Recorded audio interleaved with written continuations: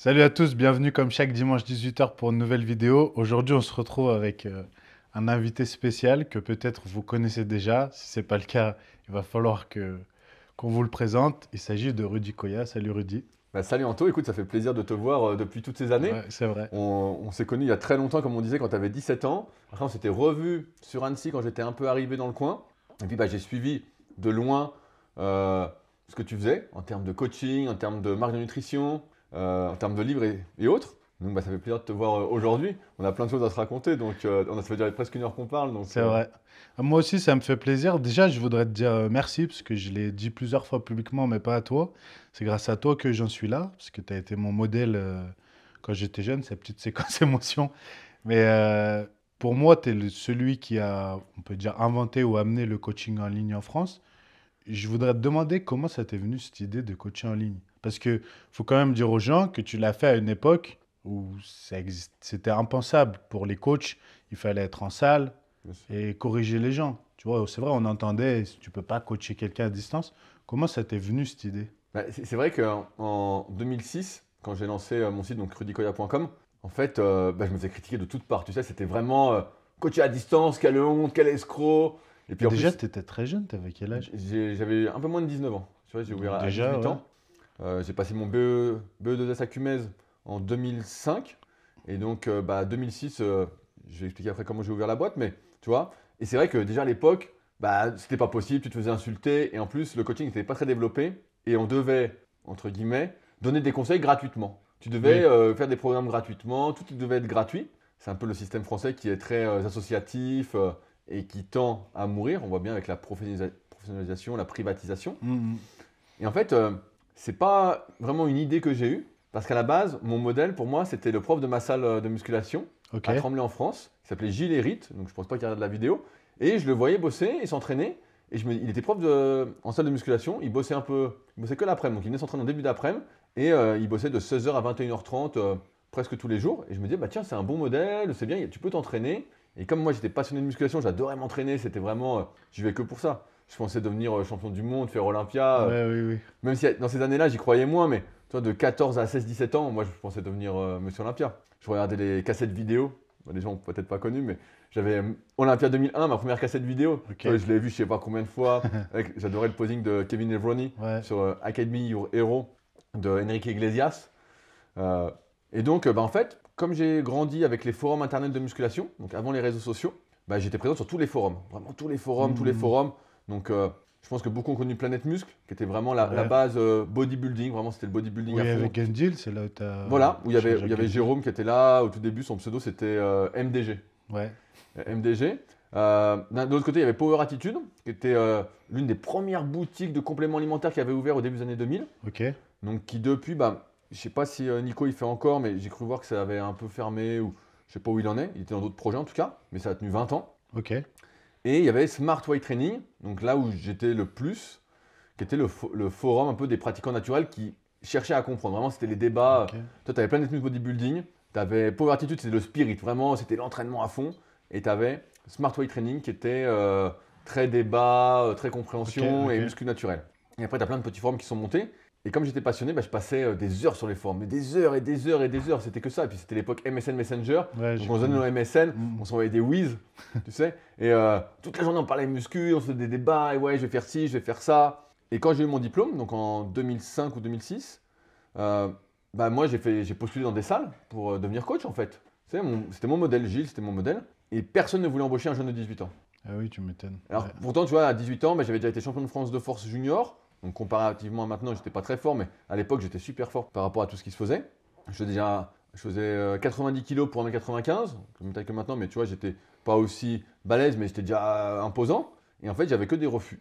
Ok. Et par contre, sur le net, comme on mettait des photos une fois par an, tu sais, maintenant tu mets des photos tous les jours ou presque, mais, Ouais, c'est vrai. mais avant, tu mettais des photos une fois par an. Ok. Une fois par an, tu faisais tes photos, tu les mettais, tu partageais ton entraînement, tu avais les cahiers d'entraînement, tu avais tout. Et j'ai eu des demandes en fait. Naturellement, des gens qui m'écrivaient, oui, tu peux me faire un programme, tu peux me faire un Ok. programme. Ok. Mais c'était pas du tout mon plan.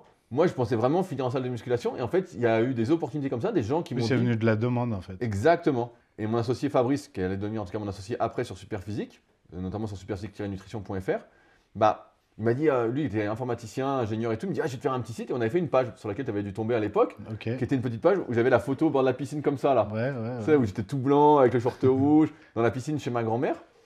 Et j'avais fait un régime, c'était un défi avec Yann. Tu te souviens, le démo? Ah, bien sûr, bien sûr. On avait fait un petit défi. D'ailleurs, je l'ai revu il y a quelques années. Voilà. Et donc, on a fait un petit défi sèche et ça m'avait fait mes photos. Mais même les photos n'étaient pas prévues pour ça, tu vois. Ouais. Et donc, c'est parti comme ça. C'est parti comme ça et avec des ambitions assez faibles parce que je me disais, moi, ce que j'aime, c'est m'entraîner. Tu sais, j'avais aucune vision entrepreneuriale. Et je me disais, bah, si je gagne 1000 euros par mois, ce sera super, tout ça. Et en fait, ça a rapidement dépassé tout ce que j'attendais, quoi. Je me suis dit, waouh, c'est incroyable. Et puis surtout qu'à l'époque, bah, tu vois, j'y connaissais rien, il n'y avait aucune organisation. Je répondais du tac au tac. J'avais pas une tonne d'élèves. Mais, et puis pareil, c'était pas cher. Tu vois, on parlait du prix tout à l'heure. Je me souviens, les premiers programmes, c'était 35 euros par Oui, mois. oui, oui, oui. 35 euros. Oui, Si je faisais oui. la diète, c'était 60. Oui, ça va Et rien progressivement, avoir. je suis monté. Mais tu vois, c'était pas cher et donc c'était accessible. Et à part des gens qui critiquaient, qui disaient non, on ne peut pas coacher à distance. Et finalement, c'est parti comme ça en 2006. J'ai cumulé avec un peu de présentiel au début. J'avais trouvé une salle qui me laissait coacher contre un pourcentage de ce que je gagnais. Ok. Donc ça, c'était mieux qu'un loyer pour moi. Et bah, j'ai coaché un peu en même temps. Et pendant quelques années, et à un moment, bah, le net a explosé et en fait, je pouvais plus tout faire, quoi. Ouais, donc après, tu t'es concentré à fond là-dessus. Mais ce qui est marrant, c'est que pour moi, super physique, c'est pas péjoratif, hein. Mais en fait, vous êtes les pionniers des influenceurs. En Non, mais fait, c'est vrai. pour moi, tu es le premier influenceur Bah oui, muscu. c'est triste à dire parce que j'ai beaucoup craché dessus. Mais en fait, si tu regardes bien, moi, je prends un peu le rebond maintenant, j'ai un peu plus de recul et moins d'ego. Mais c'est vrai que j'étais le premier à collaborer avec une marque, avec une boutique de compléments alimentaires. Ouais. Je travaillais avec TNT Sport, donc mon pote Nico de Power Attitude. Et en fait, c'est ça qui a fait qu'on a créé la marque Super Physique après. Ouais, il y a eu ça. Parce Il y a qu'en- eu parce Peak qu'en- il y avait Peak aussi, Peak Pic, bah, Performance. j'ai fait avec Pic avant avec Ouais, Raph. ouais. C'est vrai qu'avant, j'ai fait avec Raph, mais là, c'était plutôt gratuit, tu vois. Raph me faisait des prix sur. J'avais des prix revendeurs sur Pic Nutrition. Et en échange, je m'occupais du chat sur le site, comme j'étais tout le temps connecté. C'est moi qui répondais aux gens, qui avaient Ouais, des ouais. questions, tout ça. Et on avait été ensemble à Olympia, on avait été ensemble à l'Arnold Classic. Donc quand j'y allais, on faisait les photos, on faisait les reportages. En fait, ça, tu vois, ce que tu évoques, ce que les gens doivent comprendre, c'est que on a peu d'années de décalage, mais suffisamment pour que moi, j'étais à ta place quand tu étais à ce stade-là. Moi, j'étais à ta place quand tu rêvais d'être Mister Olympia et Bien tout. sûr. Ça fait que moi, j'avais 13-14 ans. Et en fait, moi, je suivais tout. Ça veut dire votre voyage à Las Vegas avec Yann, je m'en souviens encore. C'était énorme, Comme à si Los c'était Angeles, hier, tu Las vois. Vegas, tout, c'était Et énorme. en fait, on regardait tout. C'est-à-dire qu'on suivait vos forums, on suivait vos articles. Moi, je me souviens de chaque truc, tu vois. Mais parce déjà, il n'y avait que ça. Oui, Et il y avait que Il y ça. avait, il y avait que ça. Et nous, en plus, bah, tu sais, je dis souvent, tu dis un peu un premier influenceur, mais c'est un peu ça. C'est que, mais on partageait, tu vois, comparativement aux influenceurs maintenant qui partagent toute leur vie, tout ça, on partageait la muscu, quoi. Oui, Nous, oui, c'était oui. la muscu, on allait à Olympia ou à l'Arnold Classic. Oui, il n'y avait pas la vie Il n'y perso. avait Non, pas, non, non. des fois, je pouvais mettre un truc de bouffe parce qu'on mangeait au IHOP Café avec Raph, les énormes pancakes et tout. On était contents, on faisait ça 2 fois par jour. C'était des pancakes de 2500 calories. Ok. T'en faisais 2 par jour, on était revenus, on était énormes. Mais tu vois, on mettait que des trucs de muscu. Donc pareil, j'étais le premier à faire un reportage sur le FIBO. Oui. Tu vois, les gens n'allaient pas au FIBO. Donc j'ai fait un reportage, toutes les photos en 4 parties. Bah, c'est un truc, ça prenait des heures et des heures. Mais j'étais content, tu vois, de partager ça. Pareil sur l'Arnold Classic, quand j'avais été. Je faisais des photos avec les pros, donc on réfléchissait à comment se mettre pour être plus balèze. Il fallait être un pas devant, bon, tu connais l'histoire. Avec le pouce et tout.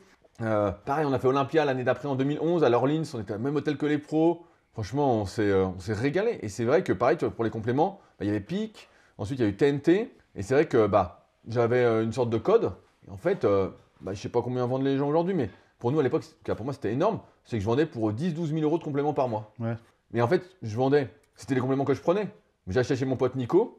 Quand j'étais plus avec Peak, je vendais pour mon pote Nico. Donc je prenais à l'époque le Adipoki, je sais pas si tu te souviens, qui était une sorte de brûleur de graisse, mais entre guillemets, mais qu'on se servait pour être un booster. Il y avait de la yohimbine, de la caféine, il y avait, je sais plus, bon, il y avait 4-5 ingrédients, tu prenais ça, tu étais survolté à la salle. Tu étais Ouais, ouais. vraiment survolté. Et ça, j'en ai fait vendre des milliers, tu vois. Mais j'en prenais vraiment. Avant une séance, plus Oui, avant, oui, j'étais oui. vraiment à fond. Tu en prenais 3-4. Ah là, tu savais que tu allais tout casser, quoi. Que tu savais. Déjà, d'un plein de Ouais, placebo. ouais, ouais. Mais c'est vrai que, pareil, tu vois, avec les vêtements, les trucs. C'est pour ça, après, quand je me suis un peu énervé, un peu braqué avec tous ces influenceurs, c'était d'un côté une erreur, mais c'était aussi passage un peu obligé parce que pour moi, je me voyais pas influenceur, je me voyais comme passionné, tu vois. Pour moi, ça a toujours été la passion. Et je me disais jamais, faut gagner plus, Oui, il faut oui. montrer plus. Non, Même là- c'était une époque différente. Après, je pense que tu n'as pas vu que tu pouvais gagner plus parce que personne ne l'a fait avant. Tu vois, vous avez ce truc-là d'avoir été pionnier sans le vouloir, parce que vous êtes arrivé à une époque où il n'y avait pas aussi de... Enfin, je veux dire, il n'y avait pas de concurrence, parce qu'à Bien part sûr. Super Physique, c'était des forums après. Bon, voilà, il n'y avait pas vraiment de concurrence, parce que All Musculation, c'était pas trop ça. Vous aviez vraiment une team, les physiques et tout ça, tout ce que vous mettiez en avant. Donc, c'était vraiment différent. Je sais que, par exemple, j'ai vu dernièrement, en regardant ta chaîne YouTube, que ta vidéo de transfo, elle a 2 millions de vues, je crois, sur YouTube. Ouais, peut-être, Ta ouais. vidéo la plus vue. Non, Mais, mais tu vois, c'est énorme parce que t'es pas Ronnie Coleman. mais à l'époque, Tu vois? c'était énorme, tu C'est sais. énorme, 2 millions de vues. À l'époque, donc moi, je suis arrivé sur YouTube en 2007. Donc, Ouais. tu sais, ils m'ont envoyé un truc, vous avez foutu vos 18 ans. Mais nous, on mettait nos petites vidéos de l'été, tu vois. C'est comme je te disais, c'est comme les forums. On mettait nos vidéos une fois par an. On se rejoignait tous les gars, entre guillemets, de la team Super Physique, donc notamment chez Yann à Toulon. Il y avait pas mal de gars qui étaient du Sud, d'autres qui faisaient le déplacement. Et on s'entraînait une semaine ensemble, on faisait nos photos, Ok. on mangeait, on rigolait, tout ça. Et c'est comme ça que beaucoup d'idées ont germé. Tu vois, l'idée de Super Physique, c'est né comme ça. L'idée de la villa Super Physique, c'est né comme ça. L'idée de la salle, c'est né comme ça. C'est des choses. La marque de complément, je me souviens l'été 2009, j'avais mon pote Brice au téléphone, je lui parle du projet. Je dis, ah, un jour, on aura même une marque de complément, tout ça. J'avais déjà cette vision, tu vois. Oui, oui, oui. Mais après, j'avais un peu. J'étais tellement pris par le coaching que j'y pensais plus. Et les choses se sont faites. Mais ouais, c'était. Bah, déjà, j'étais tout seul. J'étais presque un des seuls à écrire des articles, même s'il y en a d'autres qui écrivaient des articles à l'époque. Les vidéos, bah, j'étais presque tout seul jusqu'à temps que Théo Fitness Smith, dont j'ai son bouquin derrière, Super Fit, bah, se mette à faire des vidéos. Donc, ce qui m'avait motivé à continuer. Et puis, ouais, bah, on avait ce truc de la musculation naturelle, sans dopage. Et puis, on voulait vraiment être énorme. Hier, j'en parlais. Je disais, Thibaut Inchep nous a volé énorme et sec. Tu sais, énorme et sec, Ouais, c'était nous. ouais, Tu te souviens, les 10 c'est vrai. commandements, C'est vrai. c'était nous, énorme et sec. Et en fait, lui, quand il est devenu populaire, il a fait des t-shirts énorme et sec. Ce qui fait qu'on a changé le commandement parce que bon, il n'y avait pas de raison de se battre. Et puis, voilà, c'était pas grave. Mais on voulait être énorme et sec. Franchement, Ouais, c'était ouais, ouais. ça. Je me souviens, on faisait des photos dans Ouais, je l'ascenseur. me rappelle. C'est- Yann c'est- avec le masque, la diète Ouais, cétogène. avec le Ouais, je m'en masque et souviens, je tout, me il courait souviens. le masque de Freddy et tout. C'est des vidéos vraiment bêtisiers, mais je pense qu'il nous a distingué aussi de pas mal d'influenceurs aujourd'hui qui pensent plutôt tu vois, à gagner de l'argent, à mettre en place tout ce qu'il faut pour. Nous, et en tout cas, moi, personnellement, ça a toujours été la passion, tu vois. Et la passion m'a amené à gagner de l'argent. Mais ça a toujours été la passion, la passion, la passion, comme là avec mon nouveau livre qui va sortir hybride. C'est la passion. Si ça marche, et je pense que ça va marcher, bah tant mieux. Mais il n'y a jamais eu tout ce, comme certains, tout ce plan business, Mhm. marketing, de se dire voilà, alors comment on va vendre, tac, tac, tac. En fait, ça, tout ça, je l'ai appris sur le tas. Parce que pareil, comme tu dis, moi je suis là depuis très longtemps. Donc j'ai vu les premiers marketeurs sur le web, des gars comme Olivier Roland, Jean Rivière, Aurélien Macker, Sébastien Knight, le gars de la Rat Race, j'ai oublié son nom aussi. Bref, ils étaient une petite dizaine, tu vois. Donc je les ai vus aussi évoluer. Il y en a qui sont toujours là. J'ai tout appris sur le tas, mais c'était pas la philosophie de base d'être influenceur ou quoi. J'avais la passion. Et si je pouvais gagner de l'argent, entre guillemets, en disant pour les compléments, bah voilà, moi je prends ça, si vous voulez, vous avez 10% avec ce code, bah allez-y. Mais, alors qu'aujourd'hui, j'ai l'impression quand même que tu as beaucoup de gens qui sont sponsorisés. Ils disent, ah tenez, prenez ci, prenez ça, mais ils le prennent pas vraiment, ou ils savent pas ce qu'ils prennent. Moi, je savais exactement la liste des ingrédients qu'il y avait, pourquoi je le prenais. C'était très clair, quoi. Après, je pense que c'est une époque différente parce que moi, j'ai le souvenir. Donc, pour la petite histoire, tu m'as coaché, j'étais en classe de seconde. Et je me souviens t'avoir demandé, je voulais faire coach à l'époque, par passion. Et je me souviens t'avoir demandé ce que tu en pensais. Et ça Et veut tu dire m'as quoi? dit, je me souviens exactement ce que tu m'as dit. Tu m'as dit, ne le fais pas, mais avec bienveillance, hein, je Bien précise aux sûr, bien gens. sûr. Tu m'as dit, ne le fais pas. De ma classe de Ah BP, ouais, c'est vrai. BE, je suis le seul qui a réussi. Tu vois, Plus aucun est coach. tu vois, j'en parlais hier. Sur les 40 élèves qu'on était de 2004-2005, on n'est plus que deux. Il y a moi en muscu. Ouais, Et il reste une fille, c'est Marilyn. Je pense pas qu'il y en a dans la vidéo, qui est assez active un peu sur Insta, qui donne les cours pour Basic Fit, qui fait les ok, vidéos, ok. qui a un super physique, tout ça. On est deux. Mhm. Deux, 20 ans après. Tu te rends compte? Et c'est vrai que, mais c'est comme là, tu vois, on parlait des cours CQP ou même des cours BPG, ce que je peux donner. En fait, je leur dis dès le début, tout le monde ne va pas être coach. Vous vous rendez Mhm. pas compte. Et pareil, tu me partages ton expérience avec des gens que tu connais qui ont des fois des dizaines de milliers d'abonnés, même plus, qui n'en vivent pas. Parce qu'il y a un moment, c'est un peu ce que je défends. Ma philosophie, c'est que si tu n'es pas le reflet de ce que tu essayes de proposer comme service, ça ne peut pas fonctionner. Oui, ça peut fonctionner sur le court terme, mais tu ne peux pas avoir 15 ans d'ancienneté, comme tu as, sans être passionné et sans vivre le truc. Oui, oui, oui. Si tu ne le vis pas, c'est impossible.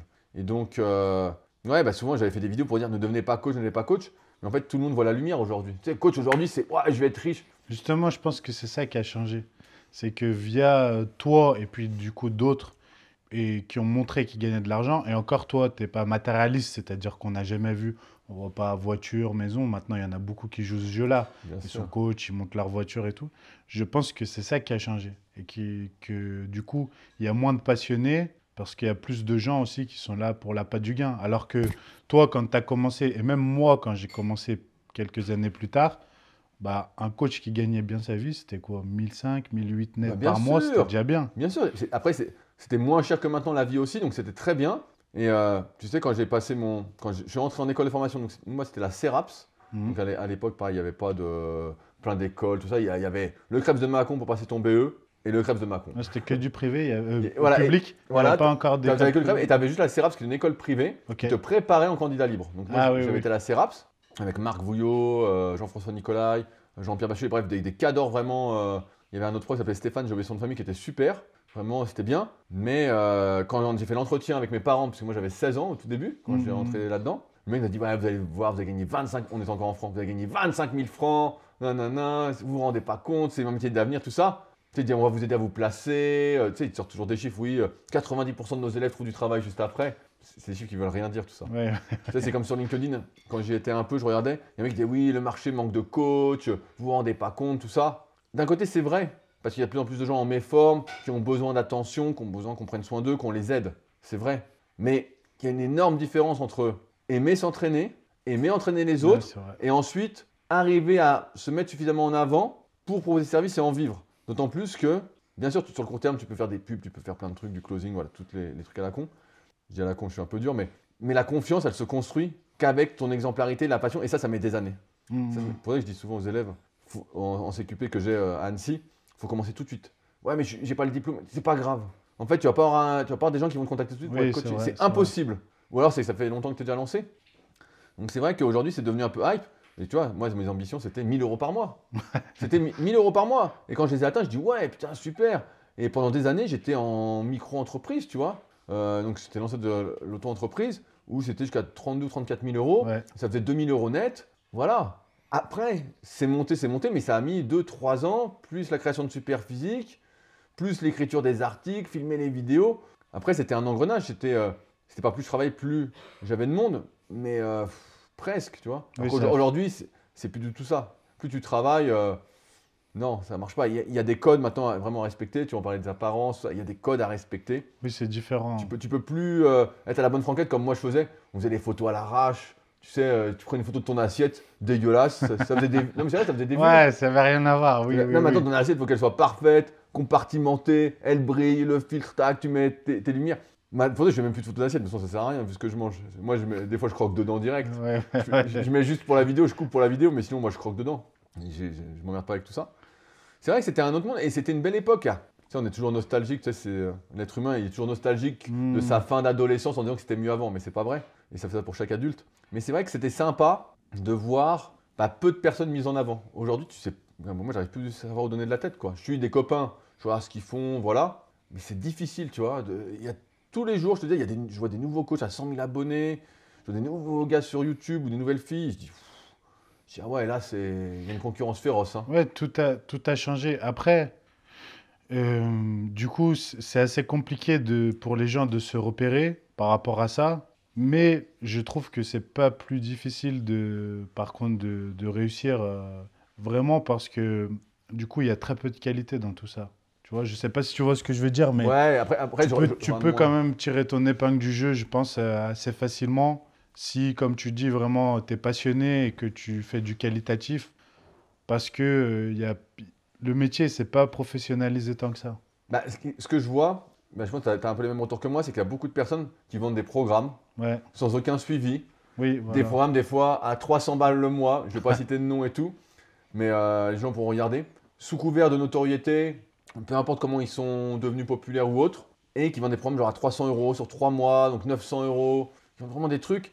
Et les gens te contactent après. Je pense aussi bien toi que moi. Et ils disent voilà, j'ai suivi ça. Et tu dis ouais, mais il y avait un suivi, tu avais des réponses. Quand j'écrivais, ils me répondaient 2 semaines après. Ouais, c'est ça. Et le programme, tu l'as adapté, non. Et ok, tu as été corrigé d'un point de vue exécution, bah non. En fait, tu as acheté quoi? Un programme. Ah, donc 900 euros le programme. Et ils se caricaturent Ouais, il n'y a presque pas rien. en Oui, fait. oui, oui. Et en fait, il y en a beaucoup, tu sais, ils se disent coach, mais pour moi, c'est pas du coaching en fait. Le coaching, c'est un suivi. Le coaching aujourd'hui, tu vois, ça a évolué. Toi, je t'ai coaché 2009, on disait. Voilà, à l'époque, bah, j'étais beaucoup moins pro que maintenant, mais maintenant, je pense comme toi, bah, tu fais filmer les exercices en vidéo, tu réponds sous 24 heures, la personne a son programme chaque semaine, je sais pas ce que tu proposes, mais moi chaque semaine il y a son programme. C'est vraiment hyper pro, tu vois, il n'y a pas.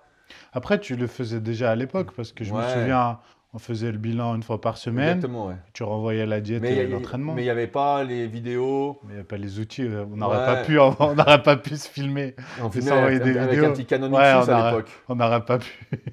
Mais tu vois, et c'est vrai qu'aujourd'hui, tu en as beaucoup, ils se disent coach, mais en fait, ils te vendent un programme Oui, ou une programmation. Tu vois, c'est la mode, une programmation. Voilà, on dit une programmation.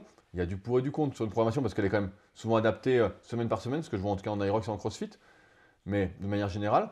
Mais en muscu, les gens sous couvert de. Des fois, il y en a qui te vendent des e-books à 100 balles. Tu as dû voir passer 100 balles un e-book. Mais c'est pas possible. Moi, à 20 balles, on m'insultait comme un fou. C'était maintenant 20 balles, bah, on dirait ah, non, mais c'est trop cheap, on te l'achète pas. Et des mecs 100 balles un e-book, c'est sûr que, comme tu dis, le côté professionnel, il a complètement. C'est pas qu'il a disparu, mais tu sais, c'est comme dans la vraie vie. Je sais pas si tu as une maison ou un appart, c'est à toi tout ça. Mais dès que tu as une galère, par exemple, pour trouver un artisan qui bosse bien, ouais. c'est une galère. Pour faire construire des travaux, Tu oui, vois, c'est moi, pour la salle compliqué. de bain, C'est là-haut, vrai. c'était une galère. Un coup, j'avais une fuite de gaz, j'avais une cuve de gaz, c'était une galère. Un coup, j'avais une pompe de relevage aussi dans la maison en bas. Euh, une galère. À chaque fois, tu te galères à fond, Oui. quoi. Et donc, bah, en fait, c'est que de manière générale, les gens sont devenus de moins en moins professionnels. Et donc, en fait, bah voilà, c'est. Mais moi, dans le coaching, j'ai l'impression que ça l'a jamais été très professionnel. Par exemple, moi, je juge que j'ai très bien réussi dans le coaching par rapport à 99% des gens. Tu vois, j'ai très très bien réussi. Mais je pense que je l'attribue principalement à ça, au fait que je suis carré pro et maniaque et que les trois quarts des concurrents, en fait, c'est facile parce qu'ils ne le sont pas. Pas du tout. Sur les délais de réponse, sur les outils utilisés, sur le professionnalisme, et que j'ai l'impression que la majorité, ils sont là par égocentrisme, en fait, tu Bien, vois. bien sûr, mais le monde est devenu tellement égocentrique. C'est moi, moi, moi, moi. Mais ça vient aussi du fait que les gens n'ont plus confiance en eux. Ça, c'est des sujets souvent que je développe sur leadercast.fr, sur un petit site que j'ai où je mets des petits articles un peu d'humeur régulièrement. Mais ouais, en fait, c'est un monde très individualiste. Et la muscu, et comme d'autres activités, hein, c'est. Les mecs, en fait, ils n'aiment pas entraîner. Tu vois, c'est juste qu'ils disent, Hmm. bah tiens, j'ai des abonnés, moi je veux m'entraîner, je vais vendre un truc en Comment je vais rapport, gagner, ouais. et ils veulent pas prendre soin des autres, ils veulent pas s'occuper d'eux. Tu sais, bah, quand je donnais des cours en BPGEPS en présentiel, j'avais beaucoup de jeunes, tu vois, des 18, 20 ans, ils étaient là, mais en fait, ils aimaient s'entraîner, entraîner les autres. Tu sais, ils faisaient leur dossier en chat GPT, quoi. Tu vois, ils sont là, ils disent, ouais, chat GPT, fais-moi le dossier, non, non, tu vois le dossier, tu dis, mais tu poses une question, le jeune, il comprend rien, tu vois, ça l'intéresse pas. Alors que quand tu es passionné, bah, en fait, tu vas chercher à comprendre. Et puis quand il va t'arriver une galère, tu vas dire, putain, j'ai mal là ça se développe pas, comment ça se fait? Donc tu vas chercher des réponses. Forcément, ça développe et ça montre un côté professionnel. Ça montre Hmm. que tu as envie de réussir, mais aussi de faire réussir les autres. Je sais pas, si quelqu'un me contacte, il a mal quelque part. Si c'est dans mes capacités, bah, je dis ok, je vais gérer. Si je sais pas, je vais reconduire vers un autre professionnel en qui j'ai confiance, sur les douleurs Valentin par exemple. Et mais ouais, tu vois, il manque la passion en fait à la plupart. Et tu sais, on est dans un monde très noir ou blanc. Il n'y a pas de nuance. Mais en fait, la Hmm. passion, c'est de 0 à 100, tu vois. Et la plupart des gens, quand ils disent qu'ils sont passionnés aujourd'hui, c'est pas vraiment passionné. Ouais, Pour je vois ce moi, que tu veux c'est dire. pas mon standard. Hmm. Moi, mon standard, c'est t'as un problème, il faut voir que tu trouves la réponse. Ouais. Il y a pas d'autre option possible. Pour la plupart des gens, être passionné, ils aiment s'entraîner, ils sont doués, ils progressent, ils prennent du muscle, ils disent ouais, moi je suis passionné. Non, tu es passionné de toi-même. En fait, tu es passionné de Oui, pas toi-même. du milieu. Tu es Ouais. passionné parce que tu gonfles, tu dis ouais, je suis passionné, tu regardes dans la glace, tu dis putain, je suis magnifique. Si tu pouvais, tu te ferais des trucs, et voilà, c'est tout. Mais voilà, c'est ça la vérité. Mais t'es pas passionné. Tu es passionné de toi. Mais après, il faut les années. On a vieilli aussi et on se rend bien compte que c'est bien d'être balèze et tout. On est content d'être beau, voilà. Plus ou moins beau en fonction des critères de chacun. Mais ça suffit pas, tu vois. C'est pas suffisant. C'est pas ça le but de la vie, le bonheur, tout ça. Ça n'a rien à voir avec tout ça. Mais c'est un passage, j'ai l'impression, un peu obligé. Mais ouais, le professionnalisme dans le coaching, moi, j'étais entouré que de gens professionnels. Donc, tu vois, j'ai construit mon petit réseau depuis quelques temps. Donc, souvent, en force athlétique, j'envoie vers Clément Goudin. Sur l'antidoleur, j'envoie vers Valentin. Sur la mobilité, j'envoie vers Baptiste, avec qui j'ai fait une vidéo. Sur l'endurance, j'envoie vers Nico Vandel. Donc, tu vois, en fonction des objectifs, bah, j'envoie, pour avoir un réseau un peu de professionnels en me disant, voilà. Et c'est ce que je dis. Tu vois ce que je disais aux élèves CQP la dernière fois. Il y en a qui fumaient. Il y en a Ouais. qui fument. Il y en a qui étaient habillés n'importe comment. Alors, des fois, je m'habille n'importe comment aussi pour rigoler. Mais j'aurais dit, là, vous êtes là, moi, je veux voir des professionnels. Je dis, je veux pouvoir, quand vous sortez de là, si vous avez votre diplôme, pouvoir vous recommander. Je dis, je veux pas demain qu'on me dise, vous m'écrivez, vous me dites oui, tu peux me donner des conseils. Donc, tu peux m'envoyer du monde, si j'ai trop de personnes, j'envoie, et en fait, vous n'êtes pas un exemple, quoi. Vous n'êtes pas professionnel. Je veux pouvoir à la fin du CQP dire, voilà, vous êtes 18, là c'était 18 dans ma dernière promo, là je peux vous recommander. Là j'ai aucun souci, je sais que les gens ne vont pas être déçus. Je pense que ça, c'est compliqué pour les gens de comprendre que ça fait partie du métier. Tu vois que s'entraîner, par exemple, c'est pas forcément un choix tout le temps, par passion ou par volonté, parce qu'il y a des jours où on n'a pas envie, tu Bien vois, sûr, mais que ça fait partie du métier de s'entraîner, de faire la diète aussi, bien sûr. Bah, parce qu'on donc, voilà. doit avoir un certain standard, et c'est ce que j'essaie d'expliquer surtout à l'entourage, souvent à ma femme, c'est qu'en fait, je lui dis, ça fait partie du boulot que de faire la diète, de s'entraîner, on n'a pas le choix. Les gens, quand ils nous voient, ils s'attendent quand même à quelque chose, Bien sûr, bah, tu vois. bah, tu sais, la diète, on en parlait un petit peu hors antenne aussi tout à l'heure, c'est vrai que c'est de moins en moins suivi, tu vois, c'est de plus en plus difficile. Toi comme moi, on a grandi avec des DVD de muscu ou les premières vidéos sur le net. Mm. Et on avait l'impression que les bodybuilders pros, qui étaient nos exemples, suivaient la diète, mais parfaitement. C'est vrai. Tu sais, c'était.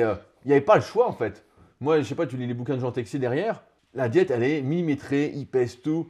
Donc, comme on a grandi avec ça, pour nous, c'est facile. Je Ouais. sais pas à toi, mais moi, c'est très facile. Si, si, si, ouais. Voilà, tu pèses ce que tu manges en bonne partie. Les écarts, les cheat days, comme ils disent tous, bon, bah, ça m'est passé depuis bien longtemps. Quand j'étais jeune, bah, des fois, tu avais l'envie, la frustration parce que ta diète n'était pas très bien calibrée, tu mangeais pas assez ou quoi. Mais ouais, c'est pas que ça fait partie du boulot, c'est que ça fait partie en fait de toi. Et je pense Oui. pas que dans la vie, tu puisses réussir, du moins selon ma définition, si ce que tu fais n'est pas une extension de toi. Mm. Et si c'est pas une extension de toi, bah, les gens vont s'en rendre compte. Tu vois, on disait, il y a beaucoup qui vivent pas du coaching, qui ont du mal, parce qu'en fait, ils proposent des trucs qui peuvent pas marcher. Tu vois, ils disent, oui, tu peux manger, je sais pas, des croissants, des pizzas, des burgers, et puis regarde, nanana. Mais j'aimerais bien que ce soit le cas. J'aimerais bien. C'est vite dit, mais c'est pas le cas. Pour la plupart des gens, si tu manges ça, tu ressembles à une pizza ou à un burger. Ouais, c'est vrai. Voilà la vérité. Et c'est business après de dire ça, tu Ouais, vois. mais ça c'est du mensonge. Et ça, sur le long terme, c'est pas quelque chose qui se tient. Ok, à 20 ans, tu peux peut-être, si t'es doué, ou à 25 ans, tu manges n'importe quoi, ça passe. Quand t'approches presque des 40 comme moi, c'est pas possible. J'en parlais avec un copain qui a 43 ans à la salle, et il me disait maintenant qu'il fait un écart, et pas des gros écarts, hein. Il lui faut 5 jours pour que son ventre revienne comme avant. La vérité, c'est que même à 20 ans, pour les trois quarts des gens, c'est pas possible. Et Bah que oui. ceux qui vendent ça, c'est ceux aussi. Il y a une part de génétique, il y a une part d'utilisation de produits qui change la donne aussi. Bah ouais, non, bah ça, après, c'est vrai que le milieu de la musculation est très gangréné. Tu sais, pareil, notre époque, c'était le mec qui se dope, il le disait pas. Tu sais, c'était un peu tabou, tout ça. Et c'est pour ça que j'avais créé Super Physique, avec la team Super Physique, pour montrer ce qu'on pouvait faire naturellement. Maintenant, c'est un peu in de dire que tu te dopes, quoi. Le mec se dope, j'ai rien contre lui, mais je voyais The Rob à un moment qui faisait des vidéos. Puis il disait, ouais, je fais des vidéos pour parler de dopage, dire qu'il faut pas se doper, tout ça. Puis le mec était chargé comme un mulet. Ça, c'est fou, ça. C'est. Il y a 20 ans, il y a même 15 ans, c'était pas possible de faire ça. Oui, oui, oui. Toi, c'était répréhensible, tu pouvais pas, donc tu le faisais incognito. Mais c'était tabou, même tu allais voir un bodybuilder en salle, il t'en parlait pas, même en salle dans dans l'intimité, t'abordais pas ce genre de sujet, ça Non, se faisait t'abordais pas. pas. Après, c'est vrai que bah, la muscu, ça s'est tellement démocratisé que maintenant, même des jeunes, des fois de 18, même avant, ils se chargent. Mais parce que, voilà, c'est quand même cette société aujourd'hui encore plus apparence qu'avant, j'ai Puis l'impression. avec Internet, c'est très facile d'acheter aussi. Voilà, bon, bah ça, Tu vois? Non, mais je pense qu'à l'époque, c'était pas pareil. Maintenant, tout s'achète très facilement sur Internet. Donc ouais. il y a ça aussi qui Bah, malheureusement change la donne. avant, il y avait les forums Body Info, et les mecs, souvent, quand ils achetaient, de ce que je me souviens, ils avaient peur de tomber sur l'huile d'olive, tu vois. Ouais, ouais. Tu vois, c'était un peu le truc, putain, merde, j'ai acheté de l'huile d'olive, ça fait pas d'effet. Alors que chacun, a priori, réagit différemment en fonction de ses récepteurs. Mais ouais, c'est vrai que pour réussir dans le coaching, en tous les cas, il faut être professionnel, comme tu l'as dit. Mm. Il faut que ce soit une extension de toi et pas que ce soit un effort. Tu sais, c'est comme un couple. Tu te mets avec quelqu'un, si tu es toujours en train de faire des concessions, des compromis, tu sens que tu forces, que tu n'es pas toi, ça va pas marcher. Ça tiendra pas. Bah là, c'est pareil dans le boulot, dans quoi que ce soit. Il y a un moment, les efforts se font naturellement. On m'a souvent dit, ouais, mais la diète, t'as pas envie de ci, t'as pas envie de ça. Non, moi j'ai envie d'être en forme en fait. Moi, Ouais, ouais, ouais. j'ai envie que le lendemain, je fais ma séance, je veux faire ma rep de plus qu'avant. Maintenant, je m'en fous un peu, mais ma répétition de plus, mon kilo de plus. Je veux qu'à la fin de semaine, putain, je finis la séance, je suis énorme. Je veux être bien, quoi. Je veux pas me dire, ouais, bah je transpire mal parce que j'ai mal mangé, j'ai mal dormi. J'ai jamais voulu me dire ça. Mais encore une fois, ça vient bah, de l'éducation, de comment on a grandi. Aujourd'hui, tu parlais des réseaux sociaux. C'est vrai que c'est tout et n'importe quoi. Tu as des conseils.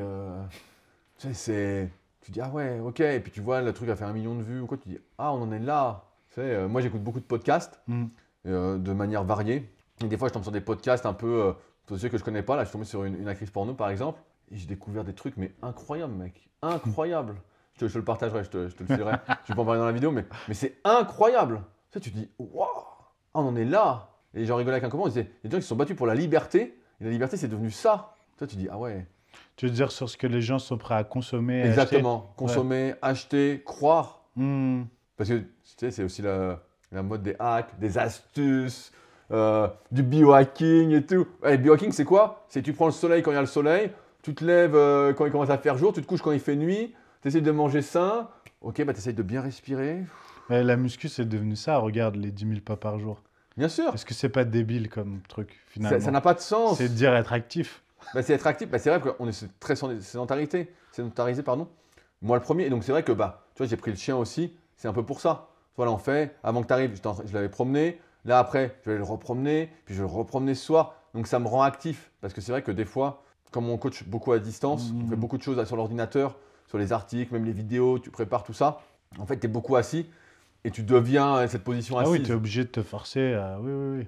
Donc tu te lèves. À Et bouger. c'est vrai que la mode des tapis, des bureaux debout, moi aussi j'ai un bureau debout, mais c'est que pour la santé, on s'est rendu compte qu'il fallait bouger, quoi. C'est ça. Il fallait bouger. Donc bah, tu bouges, mais de là à compter tes pas, j'ai pas besoin de les En compter fait, ce que je veux dire, c'est qu'aujourd'hui, là, tu parles d'être actif et santé, mais les influenceurs, et les coachs influenceurs, ils l'ont utilisé comme une astuce perte de poids. Ouais. Tu vois, et ça devient le truc pour perdre du poids. Ah ouais, Mais en bah, fait, on est dans ouais, une je société sais. qui est comme ça, J'ai- où on cherche le miracle toujours. Je vais te dire, je veux pas lui lancer de picou parce que j'ai pas vraiment regardé ce qu'il faisait à Lucas, mais avec ses 20 000 Ouais, pas. 20 000 pas. 20 000 pas. Moi, j'ai eu un élève en première session qui faisait ça. Il était comme ça, le gars. Gab. Je lui ai dit, il faut que t'arrêtes, mec. Mais il a réduit et puis il a pris 5 kilos d'un coup, tu vois, mais 5 kilos presque de muscle. Non, Tu vois, mais il avait déjà, 22-23 ans. 20 000 pas, je lui ai dit, mais mec, tu marches 3-4 heures 20 par 000 jour, ça pas, veut dire. Je lui ai dit, c'est pas possible. Si tu travailles, si tu fais Bah quelque oui. chose. Et pareil, j'ai un autre jeune à la salle qui fait les meilleurs flancs du monde. S'il nous regarde, il se reconnaîtra. Il aurait pu nous en amener d'ailleurs. Voilà, c'est un flanc très très cher et il met des heures à le faire. Il est chocolatier en Suisse. Ok. Et pareil, il est tombé un peu dans ce truc-là, des 20 000 pas, ouais, faut que je marche. Et donc il arrive à la salle et il marche sur le tapis, tu vois. Je dis, mais t'es là pour faire la muscu, mec. Je lui dis, ouais, mais comme ça, je fais mes pas, nanana. Il me dit que comme ça, je peux manger plus. Ouais, mais aujourd'hui, le problème, c'est pas de manger plus. C'est de dire, on surconsomme. C'est tout l'inverse. Ça part d'une bonne intention de dire, faut marcher plus. Mais pour moi, c'est un peu culpabiliser les gens de se dire, ouais, t'as pas marché 10 000. Oui. Bien sûr, si tu marches 1000 ou 2000 pas par jour, t'es pas du tout actif. C'est un problème. Mais si tu marches, voilà, toutes les heures ou quoi, tu essaies de faire quelques pas, tu vas marcher, tu t'étires, voilà, truc classique. Ben, c'est bien en fait, ça suffit. Mais c'est vrai qu'on est dans ce truc de tout monétiser, tout est une nouvelle découverte. Tu sais, bientôt ça va être pour sécher, il faut enlever les glucides.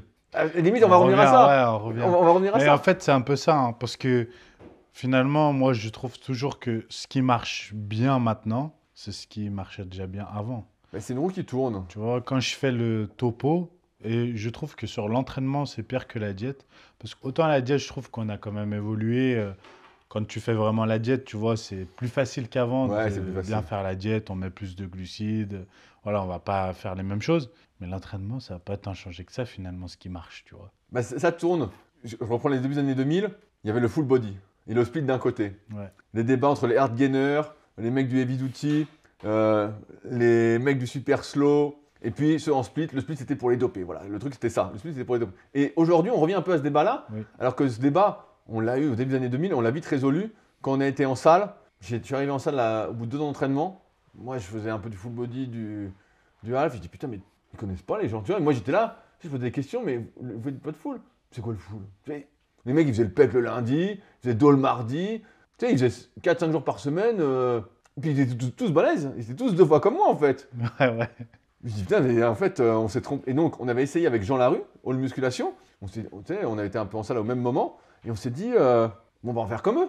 Et ben, on a progressé. En fait, d'un coup, c'était plus la même chose. En fait, d'un coup, il y avait un truc. Et puis après, bah, le split, voilà, c'était le truc. Puis maintenant, je vois par période. Le half, pour la prise de muscle, en tout cas, sans dopage. Ouais, là, c'est revenu, ouais. Maintenant, c'est push-pull legs. Push-pull, les gars, ils adorent le C'est PPL. numéro 1, ouais. Mais parce que c'est un programme qui est facile, tu vois. C'est tu mets toutes les poussées dans un truc, tu dis voilà, tu ne dis pas ah mon point faible c'est les triceps, donc si je les travaille après les pecs et les épaules, ça va être compliqué. Tu dis non, je mets tout. Puis si t'as pas de bras, tu dis ouais, je comprends pas parce que je fais les triceps. En fait, il y a plus de logique. Il y a pas de, car il y en a jamais eu, mais il y a vraiment plus de logique et on prend le truc facile qui est in parce que le PPL quand tu es jeune, tu peux le faire 2 fois par semaine, tu peux le faire 6 fois par semaine et tu penses que plus tu t'entraînes, mieux c'est. parce que tu n'as pas une vision moyen terme sur plusieurs mois ou long-termiste, dis moi je vais être musclé pour l'été. Et donc, ouais, c'est vrai que l'entraînement, je vois des fois les mecs qui m'écrivent, ils me disent ouais, mais attends, les études ont prouvé que 2 fois par. Mais les études, ce que tu veux, teste. Parce que la science est toujours en retard sur ce qu'on constate sur le terrain. Ça a toujours été comme ça.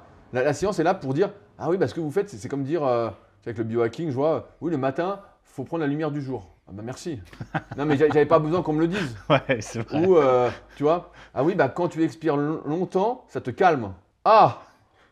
Ah bah putain, mais grande nouvelle. Tu vois, non, mais t'achètes des bouquins des fois, et Ouais, puis c'est c'est ça. vrai. C'est On te vrai, dit, c'est ah vrai. ouais, prendre des bains froids, bah ça va te renforcer un peu tout ça. Bah ouais, je comprends bien le principe, ok. Oui, c'est de la logique. Non, en Ouais. fait, tout est de la logique. Et tu vois, sur l'entraînement, bah, si on dérive un peu, c'est pas compliqué. Plus tu progresses, plus tu vas mettre lourd, plus tu vas forcer, plus tu vas sentir que tu as besoin d'en faire. Tu vas te connecter à toi, tu vas dire, bah là, 3 séries pour les pecs, c'est pas suffisant. Donc tu en rajoutes, tu rejoins l'exo, tout ça. Et tu vois bien qu'à un moment, tu arrives à une séance où tu fais 2, 3, 4 exopecs dans ta séance. Tu as bien forcé, tu te dis, bon, c'est sûr que je vais pas faire épaules et triceps. Ouais, peut-être faire un peu d'épaule, voilà, pour dire que je finis la séance. Mais en fait, tu as fait une séance pec. Et tu n'arrives plus à tout faire dans la même séance. Tu sais, c'est du bon sens. Mais tant que tu n'as pas expérimenté ça et que tu n'as pas compris vraiment l'entraînement, et l'entraînement, ça se comprend aussi par la passion. Tu vois, on y revient. La pratique, la Tu vois, passion. quand tu t'entraînes ou quand je m'entraîne, quand on est passionné, tu sais très bien quand une séance, ça va te faire prendre du muscle ou pas. Oui. Tu vois, moi, je fais beaucoup de half body. Je vois que ça ne me fait pas prendre de muscle. Je le sens. Non, mais je le sens. Tu vois, il manque ce signal que, tu vois, tu fais une séance biceps. Tu vois, à l'époque, je faisais du 4 fois 20 curl incliné. Après, tu fais du curl marre, tout ça. Tu finis la séance, tu as le bras prêt à exploser. Tu as forcé. Tu sens qu'il s'est passé quelque chose. Tu sais que tu vas prendre. Tu le sais. Il n'y a même pas de débat. Comme disait Tom Platz dans les années 90, quand on lui dit ouais, comment tu as su que tu allais prendre du muscle, il dit j'ai toujours su quand j'ai fini ma séance. Si ça. Mais moi, c'est pareil. Quand je fais D'ailleurs, mon j'ai vu que tu avais le livre et je l'ai aussi. vie au-delà du On n'est possible, pas beaucoup à l'avoir, je pense. mais il est super bien Surtout écrit. en bon état. Ouais, C'est une ouais, leçon de ouais. marketing, ce livre. Il est Hein. incroyable, ce livre. Moi, j'ai essayé, ça marchait Moi pas aussi, du je tout. l'ai fait le Ça marchait programme. pas du tout pour moi. Tu sais que je l'ai fait 6 mois. C'est vrai? Ouais. Bah, t'étais un vrai bulgare, toi, alors. C'était vraiment dur. C'était vraiment dur. Il y a des phases là, les séries de 50. Bah, franchement, il était hyper bien écrit, ce bouquin. Ouais, ouais. Big au-delà du possible. Et la diète, la diète. Ah, t'as fait le rebond protéique? Peut-être j'ai vu la diète. T'as fait le Non, mais rebond- la diète, non, je l'ai pas t'as suivi, pas tu fait peux pas. Les quantités, tu peux pas. Là, c'était le rebond protéique. Le Ouais. mec, c'était à la fin du bouquin. Il avait été en Bulgarie. Là, les mecs lui ont dit ouais, bah là, on sait comment prendre du muscle vraiment. Faut cycler les protéines. Et tu fais le rebond. Et là, tu vas prendre quelques kilos de muscle d'un coup. Mais c'était très, très bien écrit. Ça mange jusqu'à 8000 calories la diète. Hein. T'as Bah, déjà regardé? Bah ouais, mais je l'ai lu peut-être une dizaine de fois. Ah, Parce que la pareil, diète. il y a 15 ans, les bouquins de muscu, il n'y en avait pas. C'est vrai. Donc t'en achetais et tout le monde lisait les mêmes. Tu lisais Fred Delavier, Guide des mouvements de muscu, Big au-delà du possible, Jean Texier parce que c'était le monde du muscle. Après t'en avais quelques autres, mais On a acheté Flex, Muscle et Fitness. ouais bah voilà tous les magazines. Ouais. Tu vois moi j'avais tous Ça récupérés. n'existe même plus d'ailleurs, je pense. Ah non il n'y a plus rien qui magazine. existe. Il n'y a plus aucun magazine qui existe. Et j'étais abonné bah, comme toi à tous. Et à moi j'avais récupéré tous les mondes du muscle du 1er au 300. Donc vraiment je les avais dévorés. Après je les ai vendus à un élève toi, qui était vraiment passionné. Parce que je les avais ici, je dis bon bah je les relirai pas. Et j'ai juste gardé les Muscle Mag de Jean Texier. Ah oui. Qui était vraiment exceptionnel, avec des interviews vraiment. Là, vraiment, ça sentait la vie. Mais tu vois, encore une fois, l'entraînement, quand tu es passionné, tout le monde arrive à la même conclusion quand tu es passionné. Tu t'entraînes et puis tu vois bien ce qui va te faire prendre ou pas, quoi. Tu dis, tiens, un exo me fait mal, bon, bah, je vais le changer. Ok, bah là, ça va, j'ai pas mal et je continue.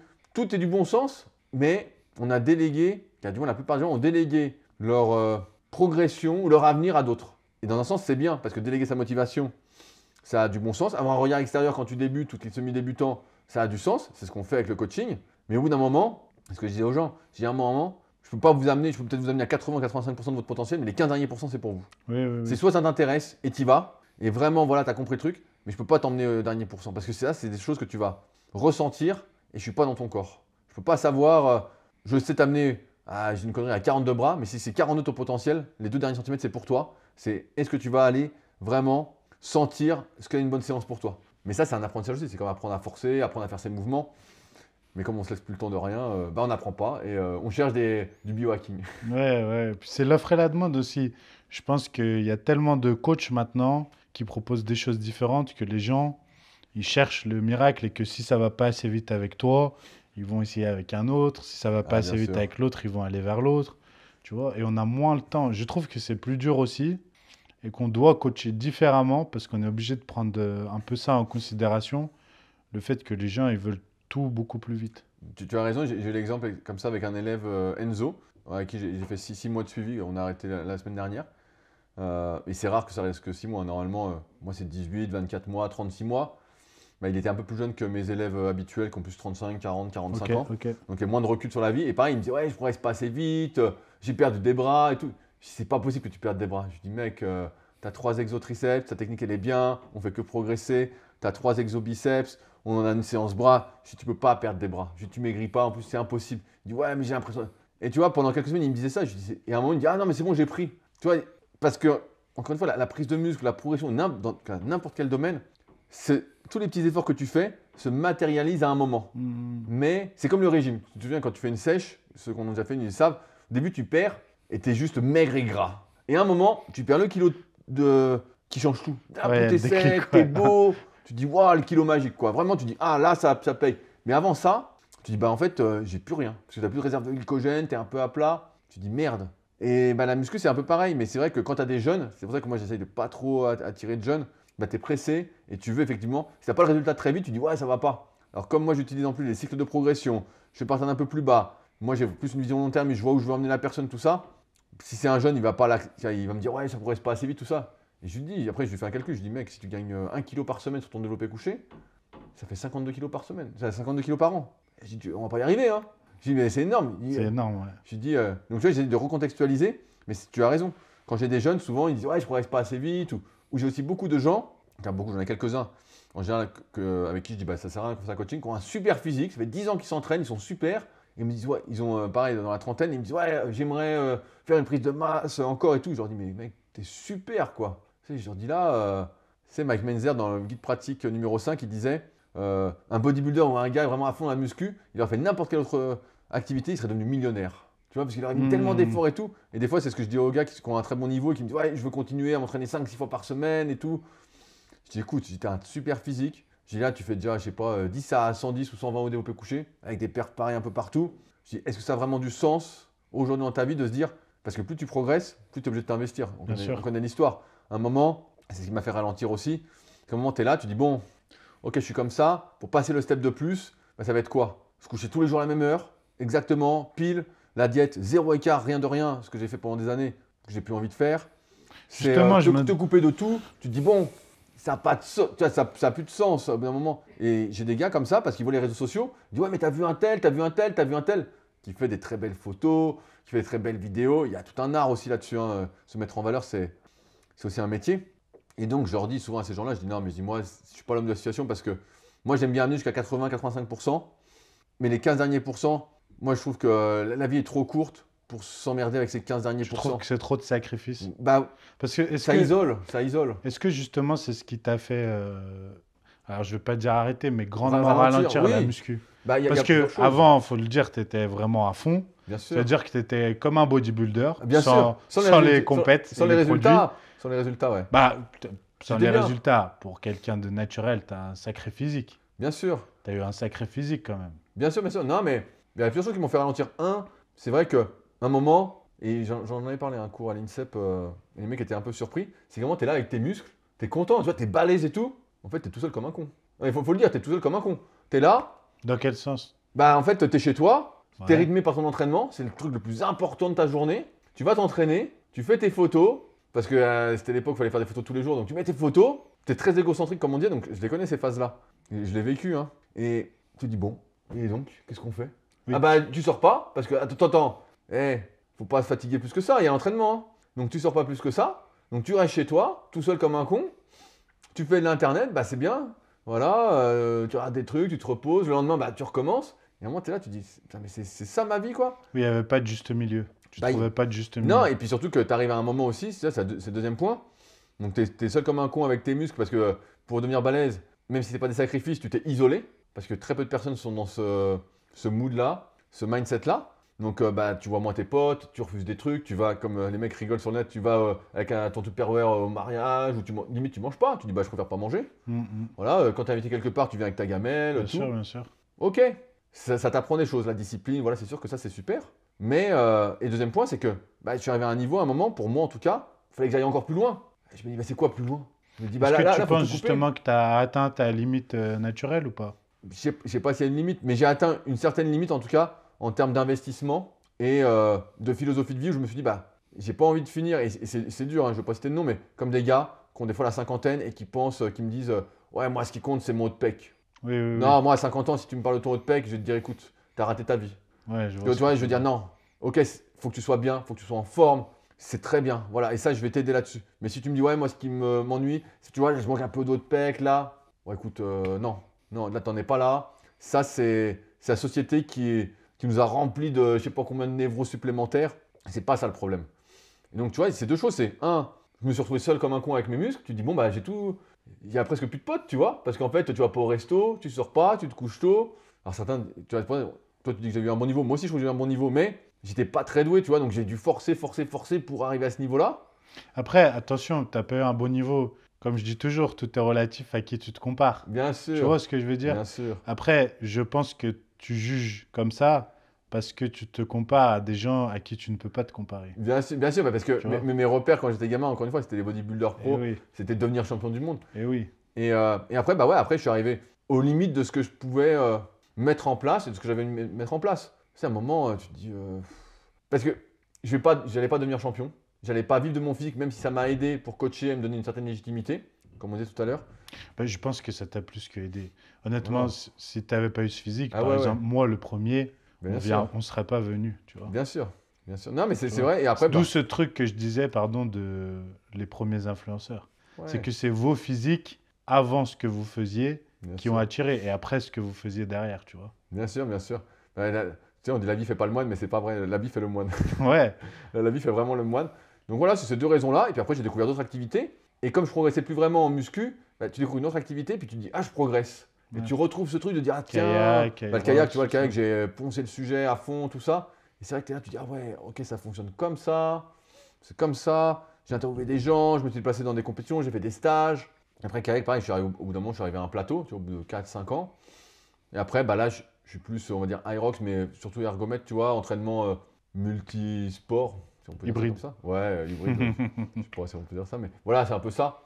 Et voilà, et là, je reprogresse, tu vois, c'est pareil, je découvre des trucs, tu dis, ah ouais, bah Oui, du là, je coup, oui. peux. Et c'est vrai que quand tu progresses presque plus dans ce que tu fais, bah, c'est dur, tu vois. Et je m'entraînais, je faisais des compétitions, les Super Physique Games chaque année, de 2015 à 2019. Bah, de 2015 à 2019, j'ai fait 19 façons de développer couché, quoi. Tu Ok. vois, à 97-98 kg sur la balance, je faisais 19 façons de développer couché. Alors bien sûr, je m'entraînais pas que pour le développer couché, mais toute l'année, tu te préparais et tout pour faire la même perf. Donc tu te dis, bon, c'est pas.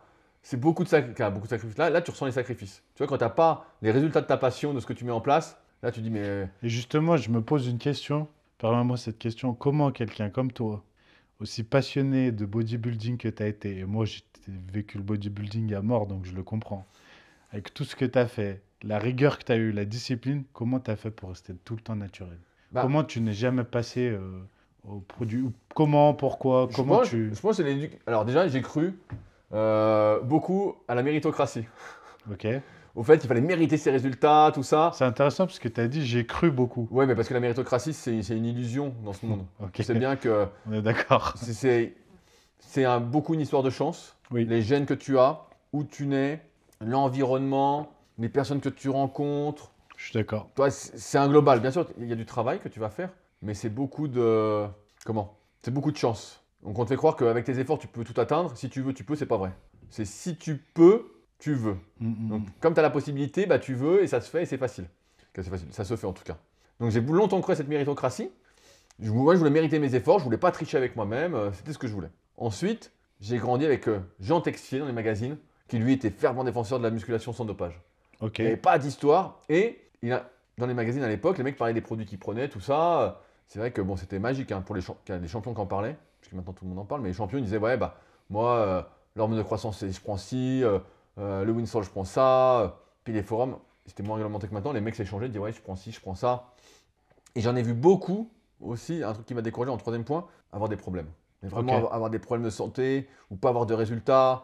Mais vraiment, j'ai rencontré ensuite Marc Vouillot, que j'ai eu comme prof pendant 2 ans à la CERAPS. Et lui, alors là, le dopage a été farouchement posé, il pouvait sauter sur la table comme un Ok. fou. Donc tu vois, c'est toute mon éducation, adolescence, fin d'adolescence, plus cette histoire de la méritocratie qui fait que. Et puis j'ai vite vu aussi que j'allais pas devenir champion, tu vois. En fait, si demain tu m'avais dit, bah voilà, si tu vas à fond, tu vas gagner ta vie, tu vas être Monsieur Olympia, tu vas être tout, bah, j'y vais. Tu vois, on me parle de plusieurs millions, tout ça. Dans la vie, pour moi, tout a un prix, tu vois. Aujourd'hui, bah, je suis à l'abri financièrement, donc tout va bien. Mais c'est vrai que quand t'as pas, on parlait des réseaux, tout ça. Pourquoi les filles, il y en a qui se mettent cul nu sur le net, tout ça? Bah, c'est parce qu'en fait, L'offre et la demande. bah, c'est un prix. Jusqu'où tu es prêt à te Ouais, prostituer? ouais, Ouais, ouais. c'est un peu ça. Et en fait, bah, j'ai vite vu que j'avais pas de potentiel en fait. J'ai vite vu que j'avais des longs bras, des longues jambes. Tu vois, les avant-bras, ils commencent aux trois quarts de l'os. Le mollet, c'est pareil. J'avais pas le potentiel, tu vois. Oui, mais tu aurais pu te dire aussi jeune et influencé par ce que tu vois que justement tout est possible et c'est ce que devant le bodybuilding et franchir le pas quand même. Donc du coup, c'est les influences extérieures que tu as eues qui t'ont retenu. Ouais, bah, Ça a contrebalancé finalement. exactement. Il y a aussi le fait que mes modèles, quand j'étais plus jeune, ne disaient pas qu'ils étaient dopés.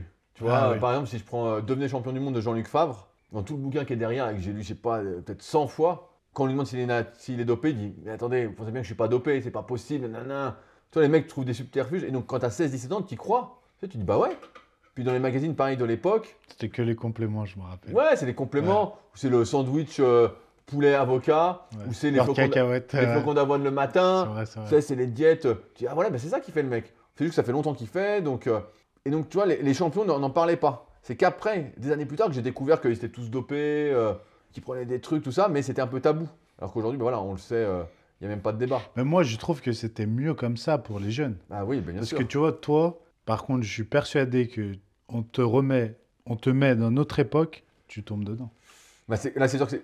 Et ça dépend de l'entourage que tu as. Tu sais, pareil, on parlait de la. Moi, la salle où j'étais était très orientée force athlétique aussi.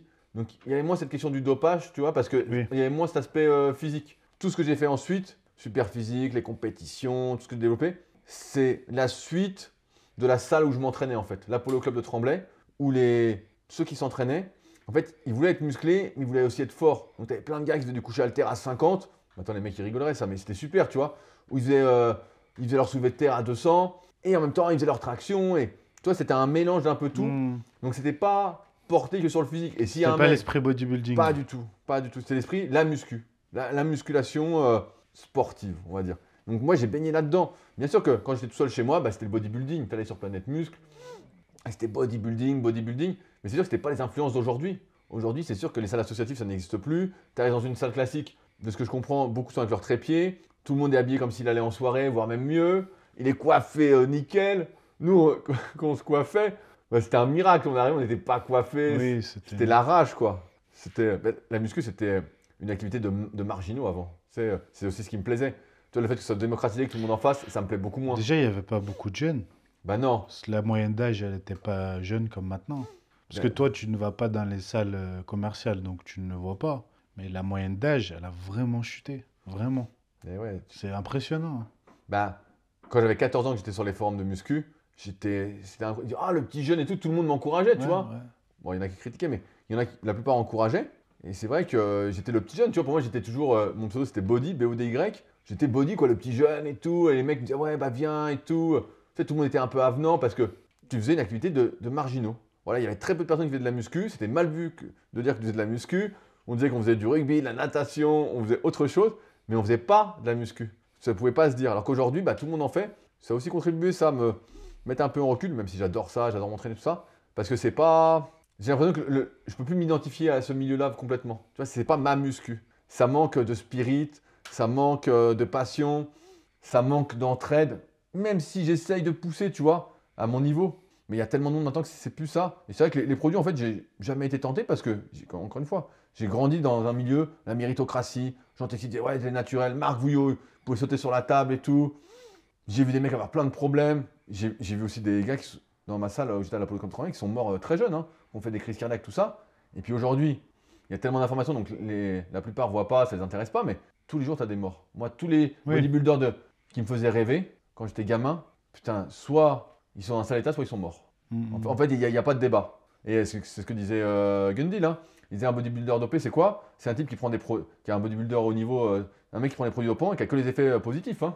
Oui, oui. En fait, l'ultime, c'est le super saiyan légendaire, millénaire, ce que tu veux. C'est le mec qui prend les produits, il n'a que les effets positifs. Et à côté, j'en ai vu plein. Sans parler du fait que tu as la Massacre. génétique aussi de base. Ah, bien sûr, bien au-delà sûr. des produits. Bien sûr, bah, tu vois bien. Et il suffit que tu aies la mauvaise génétique, tu te dopes, qu'est-ce qui va se passer? Bah, tu vas devenir chauve, poil dans le dos, tu vas avoir une gynécomastie, tu n'auras plus de Bouton, testo, tu ouais. n'auras plus rien. Tu n'auras plus rien qui fonctionne. Parce qu'à partir du moment où tu commences à jouer avec tes hormones, tu ne sais pas. Et personne dans le monde ne peut savoir comment tu veux réagir. C'est pour ça que j'avais fait de la pharmaco, là, j'ai un bouquin. Quand je voulais vraiment comprendre, je dis, waouh, c'est impossible de maîtriser. En fait, tu ne sais pas dans quel état sont tes récepteurs, leur nombre, comment ils vont s'activer par rapport aux autres. Oui, et puis c'est ce que je dis C'est- toujours, on va pas faire des études poussées là-dessus, il n'y a aucun intérêt. Ben non, parce qu'à la base, c'est des médicaments quand même. C'est ça qu'il faut le rappeler. Mhm. Ce sont des médicaments. Oui, dont certains sont vétérinaires en plus. Bah ouais, bien sûr. Bah, je me souviens d'un gars, tu vois, qui avait fini à l'hosto dans ma salle. Dom, il s'appelait, à Tremblay. Le mec avait pris 10 fois la dose de salbutamol, tu vois. Ouais. En fait, le mec s'était gouré dans la dosette. Ah, le mec, le cœur qui a failli exploser, je caricature, mais il fallait avoir une crise cardiaque en fait. Hmm. Le cœur s'est lancé, vu que c'est un dilatateur des bronches. Et comme ça, c'est gouré de dose, il a fini à l'hosto. On l'a pas eu pendant un an, le gars. Oui, oui, non, mais ça arrive souvent, ouais, sur l'insuline, sur plein de choses comme ça. C'est sûr qu'il y a un très gros facteur de risque. Mais là, c'est vraiment devenu un business. L'autre fois, j'ai carrément vu un gars sur TikTok, le lien sur sa bio, c'était pour commander un programme de De stéroïdes. dopage. Bah, bien sûr. Il vendait pas de diète d'entraînement. Tu commandais ta cure. Pas les produits, la cure, il te dit quoi prendre. Bien sûr, mais ça, c'était le business. Je C'est suis quand plus même dedans. devenu incroyable, hein. C'était le business des préparateurs entre Chris Aceto Oui, et Chad Nichols. À l'époque, c'était les deux. mais ils Voilà. sont toujours là. C'était Seto, il est lequel tu toujours là. prenais. Et des fois, chez certains, bah, ça marchait bien une année. Et puis l'année d'après, les mecs réagissaient plus au produit. Donc il fallait trouver autre chose en espérant avoir de la chance. Bah, maintenant, tu as Annie Rambo aussi qui est là. Mais bon, les préparateurs, c'est quoi? C'est un mec qui essaye d'avoir de la chance en te donnant les bons produits, quoi. Parce que Bah, le ça, reste. c'est- Les préparateurs, ça s'est beaucoup développé, hein, c'est vrai, hein. Ça s'est énormément développé maintenant. Mais le bodybuilding, ce que les gens savent pas, c'est que tu as fait du bodybuilding, Ouais, il en faut 2007. quand même le dire, En hein. 2007, ouais. Tu as fait des compètes de J'ai fait une bodybuilding, saison, ouais. de avoir les photos encore Bien sur sûr, Superphysique bien et sûr. tout. J'étais pareil, tu parles d'influenceur, j'étais le tout premier en France à décrire ma préparation semaine par semaine. Ouais, Parce que pareil, il y avait aujourd'hui, tout le monde partage. Demain, le mec se lève de sa chaise, il fait un vlog. Je me suis levé de ma chaise. Mais avant, sur la muscu, il n'y avait rien, tu vois. C'est Mais vrai, vraiment, il c'est n'y avait vrai. pas de vidéo. mais moi je me souviens j'ai plein de avoir DVD, regardé, hein, ouais, Et je ouais. mettais ma diète, et j'avais craqué en pleine diète parce que on n'y connaissait rien, donc on passait à zéro glucide du jour au lendemain. Mm. Tu sais, du jour au lendemain, ok, la sèche, zéro glucide, c'est réglé. Et ouais, tu séchais vite, hein. Mais alors là, t'étais mort, tu dormais pas, tu étais énervé.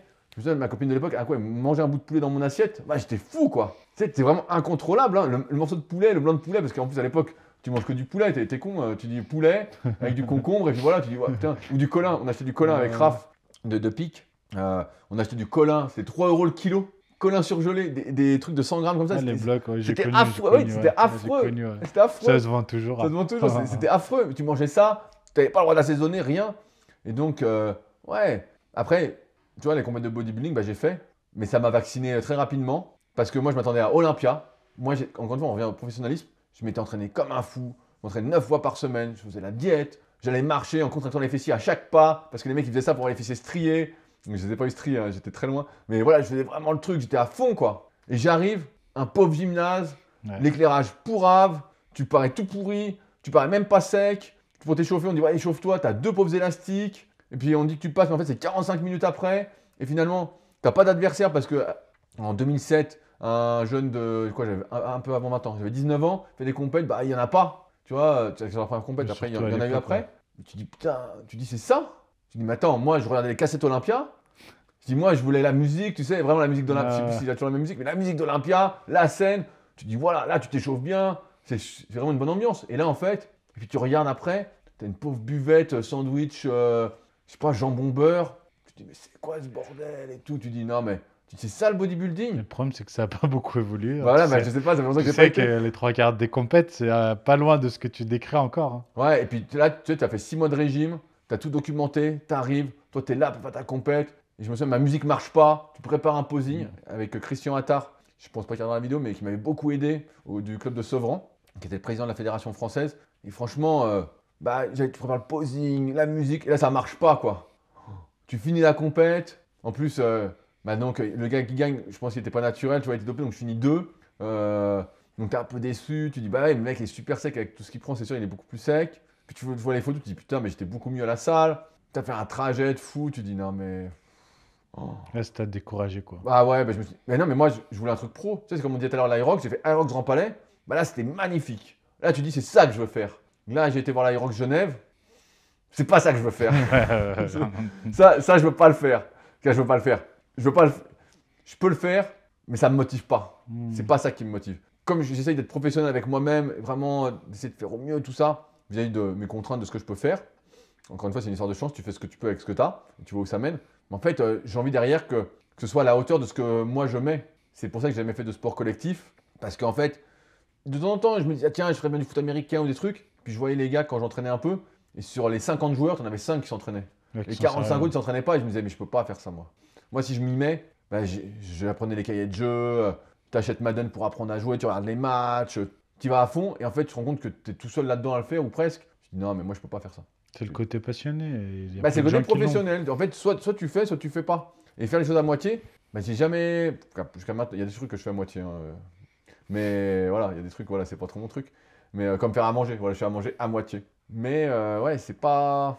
Pour ça, moi, si c'est pas. Bodybuilding, c'était pas professionnel. Même si, voilà, j'étais pas professionnel, mais ça me faisait de la peine, quoi. J'ai fait la compète et j'ai dit, ouais, tout ça pour ça. Puis c'était vraiment une autre époque. Ça, par contre, ça c'est vraiment. Je sais pas si tu te rends compte à quel point ça s'est développé le bodybuilding. Bah, je vois la WNBF parce que j'ai pas mal de gars que j'ai des fois en cours. Bah, là, j'ai Louis, Power Build sur Insta, que j'ai eu en élève CQP et qui a fait la compète, là, qui a fait deuxième ou troisième, j'ai vu. Et qui avait un physique sur scène. Tu vois, je vois les photos et je l'ai vu en vrai. Putain, les photos, elles rendent pas, quoi. Le mec est énorme.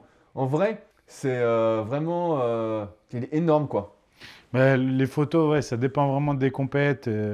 Après, comme tu l'as dit, moi j'en fais beaucoup, j'y vais beaucoup. Tu as des compètes qui sont très bien organisées, mais les trois quarts, c'est pas le cas. 90% des compètes, c'est pas le cas. Mais parce que c'est organisé par les mêmes personnes dont on parle depuis le début, qui sont pas des vrais passionnés. Bien sûr, bien sûr. Tu vois. Et qui. Et qui ont C'est un petit jamais milieu. fait de compète de C'est fois. un petit milieu, donc eux ils ont un peu de pouvoir et donc ils veulent se garder le pouvoir et ils font le truc. Puis les prix. Et maintenant, tu te rends pas compte, les prix. Ah non, mais c'était gratuit, moi tu payes une licence 20 balles. Ben, les prix pour certaines compètes, il y en a, Pourquoi ça coûte? ben, il y en a, ça te coûte 400 euros. Ah non! Si tu fais un NPC là pour. Mais est-ce que c'est bien organisé? Est-ce que là t'arrives, tu dis ouais c'est Olympia? Ça vaut pas 400 euros. Ça vaut pas 400. Ouais, bah tu vois, Et moi. entre ça, parce que Puis après tu te fais tanner cul nu en plus le comme TAN, un con quoi. c'est obligatoire, tu es obligé de le payer là-bas, ça te coûte super cher. Ouais, mais maintenant alors ils font le jet alors que nous on Voilà. se l'étalait et tout, putain on se faisait chier grave. Ça, les photos, tout ça, non, c'est devenu un vrai business. Hein. T'as la meilleure compète en France où c'est gratuit pour les athlètes, ça reste Colmar. Colmar, ouais, Colmar bah, ça c'est un mythe. Colmar, Ça, c'est une incroyable. compète légendaire ça. C'est ce qui se rapproche le plus de ce que tu aurais aimé vivre, c'est Ouais, Colmar. ouais. Non, c'est vrai que ouais, ça m'a Celle-là, celle-là, elle vaut le coup, mais sinon, malheureusement, les trois quarts des compétitions encore, c'est ce que tu dis. Hein, t'es allongé par terre, t'attends 8 heures dans la journée, t'as 2 élastiques. T'as fait un peu de rétention d'eau parce que t'as stressé, Ouais. t'as pris un peu d'alcool et de miel pour être congestionné, tout ça, avant de passer sur scène. Et puis en fait, bah, tu passes 2 heures après, tu dis merde, je suis salopé. Ouais, et puis la lumière, Tu te dis, finalement, dans le vestiaire, j'étais un dieu vivant et là, je suis dégueulasse. Ouais, quoi. t'es toujours mieux avant. Ouais, t'es Ouais, toujours bien c'est avant, souvent t'es ça. dégoûté. C'est le syndrome Dennis James. Ouais. Dans ta salle, t'es un cador, t'arrives sur scène, tu dis oh, t'es moins bien. Non, ça s'est Non, développé. c'est Ouais. vrai que ça Ouais. m'avait un peu dégoûté. Donc après, moi, j'avais pas refait. Puis pareil, comme il y avait le dopage aussi, moi j'avais fait une année junior. Je me disais, il n'y aura pas trop de monde de dopé, et c'était le cas. Et ça me disait pas de. Bon, après, je savais que même des gars qui n'avaient pas de compète avaient été chargés, tout ça. Et je disais, bon, c'est pas mon milieu. C'est pas en tout cas vers là où je veux me diriger, même si j'adorais faire du posing, des trucs. On posait comme des fous. Pareil, maintenant, les gens, moi j'en vois beaucoup, ils ont des bons physiques, mais ils posent pas, tu vois. Ouais, ils savent pas Ils posent poser. n'importe comment. Nous, c'était inné. Peut-être tu faisais le truc, tu faisais la pause. Tous les gars qui faisaient de la muscu savaient faire les pauses. Ouais, Là, c'est vrai. maintenant, bah, le mec il laisse mais torse nu puis il bouge pas. Tu vois, tu Ils dis, ah savent ouais. pas poser. Ouais. Ils ont pas parce que. Mais encore une même fois, en compétition, hein, c'est assez catastrophique. alors maintenant j'ai vu qu'il y a pas mal quand même de coachs de posing. De coachs de J'en posing, connais ouais. quelques-uns Ouais, là. À Abla World, je sais plus quoi, qui est dans le sud. Manu s'appelle que June et Anto avaient testé, un autre copain qui avait fait des compètes. Ouais, nous, on travaille beaucoup avec Adam, je sais pas si tu connais, mais qui est très très bon aussi. Ok, bah je connais Ouais. pas, mais j'ai vu qu'il y avait pas mal de coachs de posing maintenant. Ouais, Des mecs ça comment s'est développé, spécialisés ouais. ou des filles spécialisées. Non, ça s'est développé et c'est vrai que c'est intéressant parce que c'est un gros point négatif pour beaucoup d'athlètes. Ils ont le physique, mais ils savent pas se mettre en avant. En Bah fait. ouais. Et tu gâches tout. Tu gâches tout. Bah oui, surtout que c'est une histoire de bien se mettre en valeur, quoi. C'est ça. Tu gâches tout et il y a beaucoup d'athlètes qui ont des gros niveaux parfois et qui se sabotent à cause de ça. Parce qu'ils savent pas poser, ils prennent pas le temps et ils prennent pas ça en considération. Ben oui, parce qu'avant, la musculation, c'était un sport de marginaux. Et les marginaux, bah, en fait, ils étaient passionnés de tout le processus, quoi. Tu sais, c'était normal. Maintenant, tu fais. Moi, je vois les photos qui passent des fois sur Insta, tu fais ta photo, voilà, un peu à l'arrache, tu as fini un truc. C'est pas la même muscu. C'est bien aussi parce qu'il y a de plus en plus de monde qui en font, mais c'est pas la même muscu. Ouais, c'est pas la même muscu et la même passion qu'avant. Bah, moi maintenant, j'ai quelques questions pour toi, Anto. Ça Ouais, fait longtemps qu'on s'est pas vu. Donc, si je comprends bien, tu fais du coaching à distance, toujours. toujours coaching à distance, donc des vrais suivis. Ouais, c'est toujours mon activité principale depuis que qu'on s'est connus. J'ai fait mon BPGEPS et je me suis tout de suite mis au coaching en ligne, un peu comme toi, sauf que j'ai travaillé en salle pas mal. J'ai donné même des cours co. Ah ouais, t'as fait des cours quoi? T'as le Ouais, BPGEPS de ouais, j'ai eu mention les deux alors. mentions pour raisons alimentaires, Mais hein, parce qu'à t'as raison, l'époque, souvent on le dit pas, mais c'est ce qui ce fait qui que t'as du nourrit. travail tout de Ouais, suite. c'est ça. C'est comme ça que j'ai eu du boulot. Et après, j'ai réussi à développer le coaching en ligne. Et en fait, c'est marrant parce que ça s'est fait un petit peu comme toi, c'est-à-dire d'un coup. À force de faire du contenu, moi, c'était les lives Facebook, tu sais, c'était le Ah, t'as début fait des des lives lives Facebook, Facebook. ah ouais, putain, bonne Ouais, idée. c'était le tout début. En fait, comme je suivais beaucoup de bodybuilders américains et qu'ils sont précurseurs, les Américains, Bien sûr. ils faisaient beaucoup de lives. Et il y avait un gars, notamment, je ne me rappelle plus comment il s'appelle, qui faisait des lives tous les jours, un coach en marchant, tu sais, sur Facebook. Et je me suis dit, je vais faire des lives comme ça et répondre à des questions que j'inventais parce que j'avais pas de communauté. Et en fait, ça a pris comme ça. J'ai fait une question par jour pendant, je sais pas, 200, 250 jours. Et ça a fait boule de neige et le coaching en ligne, il a fonctionné d'un coup. Mais Ça a tu vois, explosé d'un coup. c'est super ce que tu dis, ça fait un peu miroir à ce dont on parlait tout à l'heure. C'est que tu vois, il t'a fallu 200 à 250 jours de contenu quotidien. Tous les Non, jours, non, ouais. mais ça, c'est important parce que je pense qu'il y a pas mal de coachs qui vont nous écouter ou de gens qui veulent devenir coach et qui veulent la réussite un peu du jour au lendemain. Mm, La réussite du jour au lendemain, là, c'est 250 jours et c'était il y a plus de 10 ans, ouais. c'est 250 jours. À l'époque, on parlait sur le référencement. En 2016, on disait qu'il te fallait 52 articles sur ton site, un par semaine pendant un an pour être bien référencé. Ok. L'année d'après, bah, ça a explosé, c'était 104. Donc maintenant, je n'ose même pas imaginer si tu peux être bien référencé vu la concurrence qu'il y a. Mais tu vois, ça montre déjà que il a fallu que tu te donnes les moyens pour y Ouais, arriver. la persévérance. Ensuite, moi, je t'ai beaucoup vu faire des vidéos sur YouTube. Ouais. J'ai l'impression que tu investis aussi beaucoup là-dessus. Aujourd'hui, tu es Mm, venu avec ton caméraman, qui a les 3 caméras, tout ça, qui boit beaucoup de café en plus.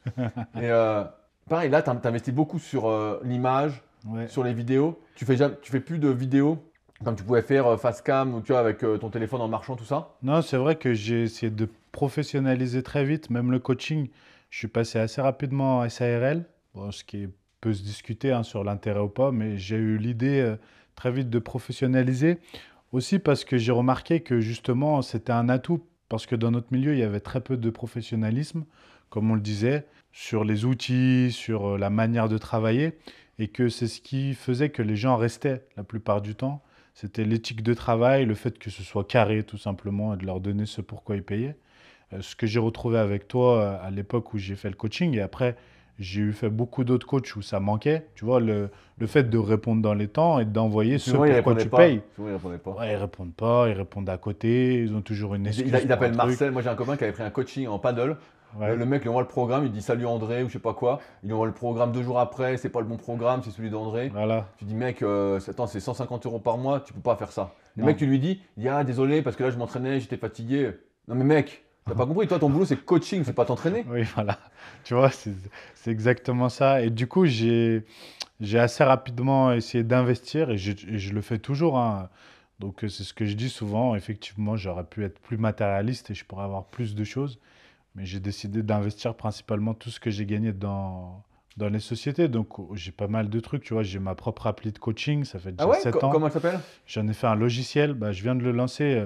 En fait, c'était mon appli à moi au début, qui s'appelle Fit Changer, que pour mes clients.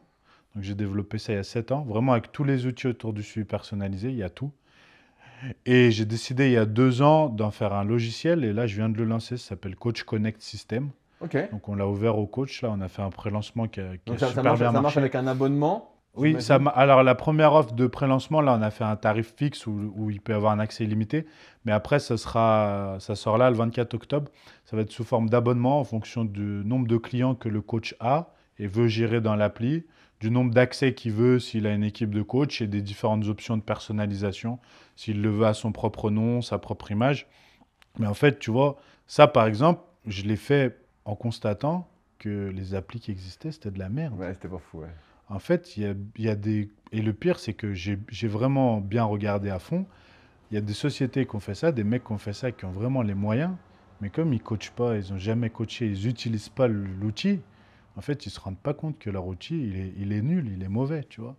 et c'est pas du tout adapté à un coach qui gère Mais 100 ou plus de parce que la clients par jour. plupart des coachs, on y revient, ils font pas du coaching. Ils font un programme sans Oui, c'est aucun ça. suivi, sans Ouais, c'est rien. ça. Donc en fait, ils font le programme dessus, et puis après, ils vont pas vraiment regarder. Mais j'utilise pas. Ouais, ils Ouais. l'utilisent pas vraiment. Tu vois, ils font ça parce que ça fait pro. Encore une fois, c'est une histoire d'apparence. Ils ont le programme sur une appli qui fait un peu classe, tout ça. Tiens, regarde ton programme. La personne qui achète dit ah bah c'est magnifique, c'est exactement ça que je voulais. Moi, j'envoie encore des vieux fichiers Word, tu vois. Et à un Mhm. moment, je m'étais posé la question justement de est-ce que j'automatiserais pas ma méthodologie, tout ça. Et je préfère rester un peu humain. Donc la Coach Connect System, bah, je pense que c'est une super idée. Tu as la marque de complément aussi. Oui, ça aussi, j'ai fait bah, un peu le même constat que toi, c'est que j'ai aidé, je dis aider d'autres marques à se Bah développer. voilà, mais je me souviens de cette histoire, on en parlera Voilà. en thème. Et finalement, bah, le retour, aussi bien financièrement, c'est une chose, mais humainement, j'ai été très déçu du retour, tu vois, parce qu'au final, c'est du business et qu'on a besoin de toi, on a besoin de toi. Et le jour où tu veux faire ton propre truc, bah, t'es une merde, tu vois. Donc, j'ai décidé de faire ma propre marque. Il y a 2 ans, effectivement, j'ai investi là-dessus. Ça, c'est autre chose parce que le business des compléments alimentaires, c'est quand même très difficile, Mais en fait, tu vois. il y a, Très, très moi, je vais difficile. te raconter. Je reviendrai sur l'appli après, mais sur les compléments, nous, c'est depuis 2012 qu'on veut faire notre marque. Depuis Ouais. 2012. Et sauf qu'à l'époque, quand tu voulais faire ta marque, bah, en fait, les minima de commandes auprès des labos, auprès des, des sources, on va dire, étaient énormes. Vraiment, tu Mhm. voulais faire de la whey, c'était 2 tonnes de whey. Ouais, c'est Il ça. n'y avait pas d'histoire, il fallait commander 2 tonnes de whey, elle était nature, et ensuite il fallait trouver le labo qui la mette comme tu veux, qui la façonne, comme on dit. C'était impossible. Et en plus, c'était 2 tonnes de whey, donc si tu voulais faire autre chose, bah 2 tonnes, 2 tonnes, 2 tonnes, tu pouvais rien faire. Et en fait, ça a commencé à devenir vraiment possible vers 2016-2017, quelque chose comme ça, où là, d'un coup, bah, je sais pas, les labos se sont dit, non, mais il y a un marché à prendre, Mm. tu vois, et on va faire des minima de commandes plus bas. Par contre, c'est à toi de trouver les sources, bah, tu sais bien comment ça fonctionne, trouve les sources, et là, bah, c'est devenu accessible. Et là, moi qui écoute beaucoup de podcasts, surtout e-commerce, des marques, des fois j'en découvre, je dis, mais incroyable, des marques qui font genre, je sais pas, 10 ou 15 millions de chiffre d'affaires à l'année, et qui dépensent, je sais pas, 100 ou 200 000 euros de publicité par mois en Mhm. acquisition, tu Ouais, vois. c'est ça. Et là, tu te dis, ouais, putain, ils crament du cash à crever. Enfin, bon, c'est un peu abstrait tout ce que je dis pour la plupart des gens, mais tu te dis, ah ouais, ok, ils en sont là, mais il y a des marques presque tous les. C'est comme des coachs. Presque tous les jours, tu as une nouvelle marque, mais après, c'est pareil. Est-ce que ça va durer ou ça va pas durer? Nous, Superphysique Nutrition, ça fait, bah, je dis, ça fait genre 8 ans qu'on a la marque, mais ça a mis, tu vois, c'est un projet de 5 ans avant où on n'arrivait pas à le faire. Et c'est comme l'appli. L'appli, je voulais en faire une. Donc, c'est pas du tout une appli de coaching comme toi pour les coachs. Euh, bah, je voulais la faire en 2011. Et en 2011, voilà, on aurait été hyper précurseur. Et en fait, on n'a eu que des galères. Elle est sortie, tu vois, en 2019, quoi. Ouais, ouais. Donc, tu Les vois, moyens ça. techniques aussi ont Bah, changé. c'est qu'avant, il y avait moins aussi de personnes qui savaient le faire, qui Ouais, pouvaient c'est le ça. faire, C'est qui ça. voulaient le faire, qui étaient passionnés par le projet. Puis le Parce que budget. nous, ça va parce qu'on s'est associé avec la personne, avec Pierre. Ok, ok. Donc, il a un plus gros pourcentage que nous et ça, il n'y a pas de souci là-dessus. Mais c'est vrai qu'avant, en fait, on en revient à ce qu'on disait. Tu trouvais des gars pour faire un truc, mais ils n'étaient pas très motivés, tu vois, ils étaient bons, ça leur parlait pas. Alors que. Donc là, tu as ça, je reviens, donc le coaching, l'appli, les compléments. Est-ce que tu fais aussi autre chose? Non, bah, principalement ça. Après, autour du logiciel, en fait, j'ai fait la AW School il y a 3 mois, où j'ai commencé à faire un peu comme tu fais avec le CQP, mais c'est pas des formations certifiées, mais où je donne des cours en live à des coachs. Donc Ok. c'est en live. Et Sur, donc, tu t'as fait une formation globale ou plusieurs formations? j'ai fait plusieurs sessions, une débutant, une intermédiaire, une avancée. Et donc j'ai fait 3 sessions qui ont démarré là il y a 5 semaines et qui sont pendant encore 5 semaines. C'est 1 heure par semaine, 1 heure par semaine pendant 10 semaines en live. Après il y a des QCM et un examen final. Et bon, le but c'est de développer les connaissances des coachs sur la partie principalement nutrition, parce que c'est la partie qui me passionne le plus. Tu vois, c'est toujours été la partie qui m'a le plus passionné, la nutrition. Donc voilà, j'ai fait ça qui a très bien marché avec des coachs de divers niveaux du coup. Principalement, mon activité, elle tourne autour de ça. Après, j'essaye de pas m'éparpiller, de rester dans ce que je sais faire, tu Bah, vois. j'allais te dire, ce qui te manque, Et comme tout bon passionné de muscu qui rêve au tout début, c'est une salle. c'est une salle. Mais j'y ai pensé plus d'une fois, mais comme on en a parlé en off, il y a 2 choses. Il y a le fait d'être prisonnier d'un endroit physiquement, et il y a aussi le fait que les salles, ça a beaucoup changé. Qu'aujourd'hui, une salle qui marche et qui est rentable, c'est principalement les chaînes. Et les gens qui viennent pas. Voilà, et les gens qui viennent pas. Et que donc, même si plus d'une fois, j'ai regardé pour racheter une salle. D'ailleurs, dernièrement, autour de chez moi, j'ai négocié avec trois. C'est compliqué. Mais je n'exclus pas le fait d'un jour avoir une salle et pour pouvoir tout regrouper aussi, tu vois, la partie complément et tout ça au même endroit. Mais c'est un sujet un peu plus compliqué parce que je me retrouve moins dans l'esprit des Des salles. salles de maintenant et des grosses enseignes. Donc c'est un projet qui demande beaucoup plus d'investissement et de réflexion et de gestion que ce que je fais où je suis un peu plus libre, tu vois. Tu vois, sur les salles, j'ai deux exemples. J'ai un copain qui était avec nous sur Super Physique au tout début, Sébastien Lalande, qui est Ouais. dans le sud. Ah, mais SSP Gym. Exactement. Ah, Bah ouais, tu connais bien ouais. Ouais, ouais. SCP, je crois, c'est SCP Gym. Bref, et lui, qui a un concept de salle qui marche, que j'avais interviewé il y a 2 3 ans, peut-être plus parce que le temps passe très vite, et qui lui a un concept de salle où les gens ne viennent que sur coaching en fait. Tu sais, il leur Ok, vend vraiment ouais. un accompagnement, donc une séance par semaine. Après, ils ont 3 séances qui peuvent faire, 2 ou 3 séances en fonction de combien de temps ils s'entraînent. Un bilan mensuel, tout ça, Ok, avec la ok. personne, tout ça. Donc c'est un suivi un peu premium. Et je sais plus combien il était de coach à l'époque, c'était genre 7 ou 8 coachs dans sa Ok. salle, tout ça. Donc c'était vraiment Donc ça super. marche bien, ouais. Ça marchait bien. Et ça, je trouvais que c'était vraiment le bon modèle, tu vois. C'est Si je vrai. devais faire un truc, parce que là, c'est vraiment du premium. À l'époque, c'était peut-être 200 euros par mois. Mais, et donc, chaque coach avait maximum, je sais plus, il faudrait écouter le podcast, mais 15 ou 20 personnes. Lui, il redistribuait une bonne partie. Et donc là, tu faisais vraiment quelque chose de qualitatif, tu n'étais pas prisonnier, tu vois. Et je trouvais que c'était un bon modèle. Bah, par rapport à nous, t'es quand même prisonnier, Oui, ah bah oui, tu oui, vois. bien sûr. Si je te dis demain, Ah, moi, c'est pas si ce que j'ai envie de t'appelles faire. le kiné demain, rendez-vous à 10 h, toi et moi, on peut. Oui, Lui, il peut pas. il peut pas. Bah, il peut. Il Après, va décaler ça lui ça. s'arranger, Tu voilà. vois ce que je veux dire? Bien sûr, bien sûr. C'est dur quand tu as connu cette liberté-là. Alors, il y a des inconvénients, il y a des Ouais. avantages et des inconvénients. Il faut être rigoureux quand même, il faut de l'autodiscipline. Mais je trouve quand même que cette liberté-là, je sais pas ce que tu en penses, mais Bah oui, elle vaut moi, cher. j'ai connu que ça, et toi aussi, Ouais, on a connu que ça. Donc, elle vaut tu sais, on n'a cher. jamais, moi, j'ai jamais été salarié, donc je sais pas. Ouais, moi Tu non sais, plus. souvent, on me dit, ouais, tiens, tiens, bah là, le trajet, le truc. Et donc, du coup, j'essaie de me mettre à la place des gens, mais tu ne peux qu'imaginer. Mais tu vois, je ferais un concept de salle comme Seb. Si je Hmm. devais faire un truc, je dirais comme Seb, comme ça, avec plusieurs coachs. Et voilà, chaque Oui, coach c'est pas a mal. ses élèves, Ouais. tout ça. Donc, là, tu n'es quand même pas obligé. Tu as un peu plus de, t'as plus de contraintes, mais tu n'es quand même pas prisonnier non plus. Et ça peut tourner sans toi. Tant que tu as des coachs que tu as formés, voilà, qui sont dans la même philosophie, le même mindset, tout ça. Et sinon, bah, j'ai un copain, pareil dans le coin là, qui fait que du très très haut de gamme. Mais là, tu vas plus coacher des gens que tu voudrais coacher, quoi, tu vois. T'es plus dans les gens qui veulent vraiment progresser. Oui, C'est plus ce que tu veux faire à la base. Et c'est ce qu'il m'a dit la dernière fois, mon pote, quand j'étais le voir. Je lui dis, bah, comment ça se passe? Il me dit, bah, je coach pas des gens que je souhaitais coacher à la base. Je hmm. dis, bah ouais, mais je dis, là, c'est des prix que t'as mis, c'est C'est normal. du relationnel, ouais. Bah C'est ouais, plus je dis, du. c'est Ouais. plus pareil. Donc bien sûr qu'il faut du relationnel. Bien sûr que le coaching, c'est de l'humain avant tout. Et ça, on est tous d'accord pour le dire. Mais tu as envie quand même que le projet te parle et que ce soit, encore une fois, une extension de toi. C'est Si ça. c'est trop différent, tu vois, si j'ai une connerie, mais tu fais des séances et les gens sont RPE 2, il ne faut pas trop les fatiguer, ceci, cela, et tu n'arrives jamais à RPE 3, RPE 4, tu n'as pas de progression. Moi, je ne pourrais pas y arriver. C'est pas moi, c'est pas qui je suis. Et donc bah là, j'ai hâte de voir combien de temps va tenir ce pote avant peut-être de pivoter ou autre.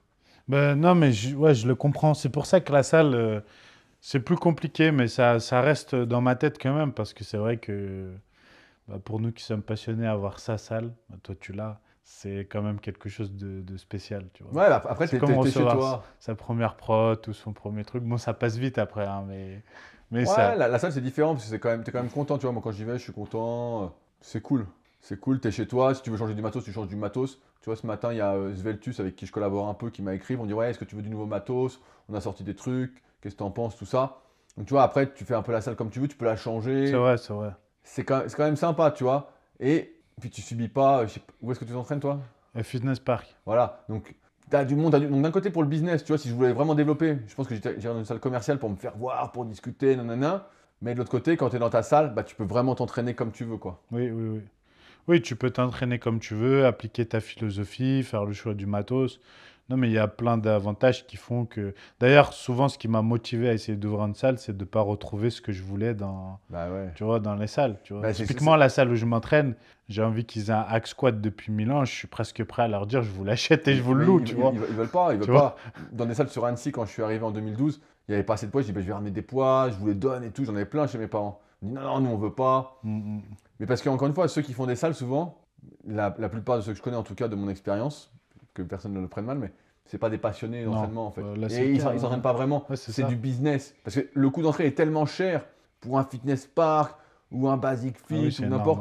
C'est énorme le coût d'entrée. Mais des fois, on parle, j'avais écouté un podcast sur Finance Park, des fois, on parle de plus d'1 million. Donc en fait, Oui, en tout cas, d'apport personnel, c'est souvent des 300 000 à 400 000 euros. voilà, donc déjà, Plus le prêt plus derrière. le prêt. Donc finalement, le gars qui s'entraîne, on en revient à ce qu'on disait tout à l'heure, le gars qui s'entraîne, lui, il aime s'entraîner. C'est vraiment pas un gars qui va réfléchir d'un point de vue C'est entrepreneurial. ça. Voilà, donc en fait, lui, il peut pas. Et alors que c'est lui qui aurait la connaissance. Et comme quand tu fais une salle, en tout cas commerciale, tu achètes des machines, des lots de machines à quelqu'un pour avoir un prix, bah, dans le tas, tu en as plein qui sont bidons parce que ceux qui font les machines, la plupart du temps, ils font pas de muscu, donc ils n'ont jamais essayé. Ils se disent, voilà, ils savent pas si elle est bien ou pas. Combien de fois ça m'arrive d'acheter une machine, tu dis merde, putain, ça va pas du tout, et tu la revends, tu dis non, mais ça l'est pas. Et puis, celui qui fait la salle, bah, en fait, il n'en sait pas plus. Donc, en fait, tu as des machines pourries. Donc, finalement, à la fin, tu dis, bon, bah, je vais faire des poids libres. Ouais, c'est ça. Et voilà, et tu dis, bon, bah, allez, ça ira très bien. Non, mais c'est ça. Mais c'est vrai que c'est un projet qui reste toujours dans mon esprit, hein. Après, écoute, j'espère qu'avant 40 ans, il sera concrétisé. Ouais, t'as le temps. Mais voilà, c'est beaucoup. Je trouve que c'est beaucoup plus lourd à assumer aussi en termes d'investissement si tu veux le faire bien, quoi. Ah, bien sûr, bien sûr. Bah, c'est sûr que ça coûte un salaire. Dès que tu choisis une machine par marque, c'est vraiment celle que tu veux, là, il n'y a pas d'histoire de prix, de réduc ou quoi. C'est ça, c'est ça. Et les machines, ça va très vite hein, à la salle. Bah. Mais une belle presse à cuisse, à l'époque, en tout cas, c'était 5 000 euros. Maintenant, ça se trouve 7 ou 8 000. Ouais, je Une pense hammer, que c'est c'était encore 12 000, plus. tu Ouais, vois. c'est ça, c'est ça. Donc une hammer, c'était 12 000 pour faire les cuisses, faire la presse à cuisse. Tu vas à l'extension, s'il y a les plaques intégrées, tu es à 5 000. Tu dis, bon, bah, ça va super vite en fait. Hein. Tu es à toujours au moins 5 000 par machine. Tu prends un tapis, les bons Si tapis, tu prends un bon tapis, moi j'avais regardé pour t'en as prendre à 15 000 le euros, je crois. Technogym, le beau. Ouais, tu es entre 10 et 15, mais pour le super. Après, tu peux t'en sortir pour moins. Mais si tu veux vraiment le truc top qualité, bah voilà quoi. Ouais, c'est super cher, ouais. Donc c'est ça aussi, et puis la rentabilité derrière. Mais c'est vrai que ça donne envie, hein. C'est un projet qui donne envie en soi, mais comme tu dis, on en a déjà pour plusieurs vies entre les compléments alimentaires, le logiciel et le coaching, ça prend énormément de temps. Et ça Ouais. reste, contrairement à ce que pensent les gens, ça reste 80% de ce que je fais. Mais en fait, maintenant, je suis dans une phase où j'ai pas besoin d'en parler. Tu vois, c'est le seul truc dont je fais jamais la promo et je parle jamais. Le coaching, ça rentre tout seul.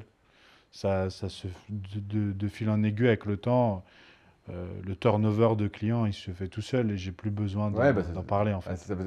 c'est ça, c'est un truc que je me demandais aussi, tu vois. C'est comme moi, je parle jamais du coaching. Et souvent, on me dit, ouais, des fois, il y en a qui me disent, mais tu coaches? Tu coaches toujours? Ouais, mais j'ai souvent ce truc-là aussi. Ouais, et en fait, encore une fois, je pense que c'est cette histoire de confiance. On est là depuis longtemps, on essaye de partager notre expérience ou les réponses qu'on trouve depuis longtemps. Ce qui fait que les gens, en fait, ils viennent naturellement. Mm. Je pense que comme moi, tu as des anciens que tu as eu qui reviennent, Oui, souvent. des fois 10 ans après, et tu dis merde, putain, ils repartent de beaucoup plus loin. Tu vois, la vie leur a pas fait des cadeaux, quoi. Et au-delà de ne pas faire des cadeaux, j'ai l'impression que, en fait, c'est un éternel recommencement pour eux, que tu as l'impression que tu leur as appris Ouais, ouais, des ouais. choses, mais en Mais fait, non. Bah, t'as appris, mais encore une fois, et je le comprends, c'est pas leur passion. Eux, ils voulaient juste être bien physiquement, être en forme, tout ça. Et voilà, en fait, c'est ça qu'ils voulaient. ouais, mais aussi j'ai l'impression qu'ils vont après aller vers un autre Ah oui, bien sûr. qui va faire autre chose et un autre qui va faire Voilà, autre chose, et au final, il reste plus ouais, mais rien. c'est comme toi quand tu vas choisir un aspirateur. Tu vas regarder un peu les différents aspirateurs, tout ça. Tu dis, bon, bah celui-là, il a l'air correct, je vais prendre ça. Mais je sais pas si c'est un bon aspirateur, quoi. Tu dis, bon, ça a l'air de faire le taf, quoi. Bah, les gens, c'est un peu pareil, tu vois. Donc, je peux pas leur en vouloir, c'est pas leur passion, c'est pas leur métier. Et déjà, ils font l'effort, tu vois, de faire quelque chose, Mm. de se mettre en mouvement, de faire. Et donc, déjà, moi, c'est tout ce que je souhaite. C'est vraiment qu'ils se mettent en mouvement. Après, le reste, bon, bah, en fait, ouais, ils reviennent 10 ans après. Souvent, ils ont pris 20 kilos, ils sont en méforme, tout ça. Bah, tu refais le chemin. En espérant que cette fois, ce soit pour la vie. Parce que là, ils ont du recul. Comme je suis un peu plus vieux que toi, moi, je les ai coachés à 20 ans ou à 25 ans. Aujourd'hui, ils ont 35-40 ans. Bah, 35-40 ans, tu n'as plus la même vision. Tu dis, ouais, je vais Ouais, être bien longtemps. normalement, Je vais être ouais. bien longtemps. Tu vois, c'est plus, Ouais, je vais être bien dans 6 mois. Là, ils c'est savent vrai. très bien que, voilà, ils ont mis 10 ans pour se saloper. Il va falloir 1, 2, 3 ans pour être bien et intégrer ça sur le moyen et long terme. Mm. Ouais, je vois ce que tu veux dire. C'est vrai que, non, mais voilà, du coup, le coaching, ça reste quand même 80% de ce que je fais et ça fonctionne très bien, mais après, Et là, ce que tu fais, toi, donc c'est surtout du Insta et du YouTube. alors, oui, je suis sur tous les réseaux. Assez bizarrement, je dois être un des seuls où Facebook, ça marche bien pour moi. Bah, il Donc, paraît que Facebook, là, je lisais un peu les news marketing, c'est qu'il y a beaucoup de 30, 40, 50 ans. c'est ma cible, ça marche super bien. Donc, Facebook, ça marche bien et j'ai eu un gros boom sur Facebook. Enfin, ça marche bien. J'ai vraiment des vidéos qui font beaucoup de vues. Je suis sur TikTok Ok. aussi. C'est là où j'ai le plus d'abonnés. Et j'ai des vidéos qui font beaucoup de on vues. m'a dit que c'était un peu aléatoire. Des fois, tu pouvais faire 5000 vues, des fois 100 000 vues. Bah, par exemple, j'ai une vidéo qui a fait 1 million il y a 2 semaines.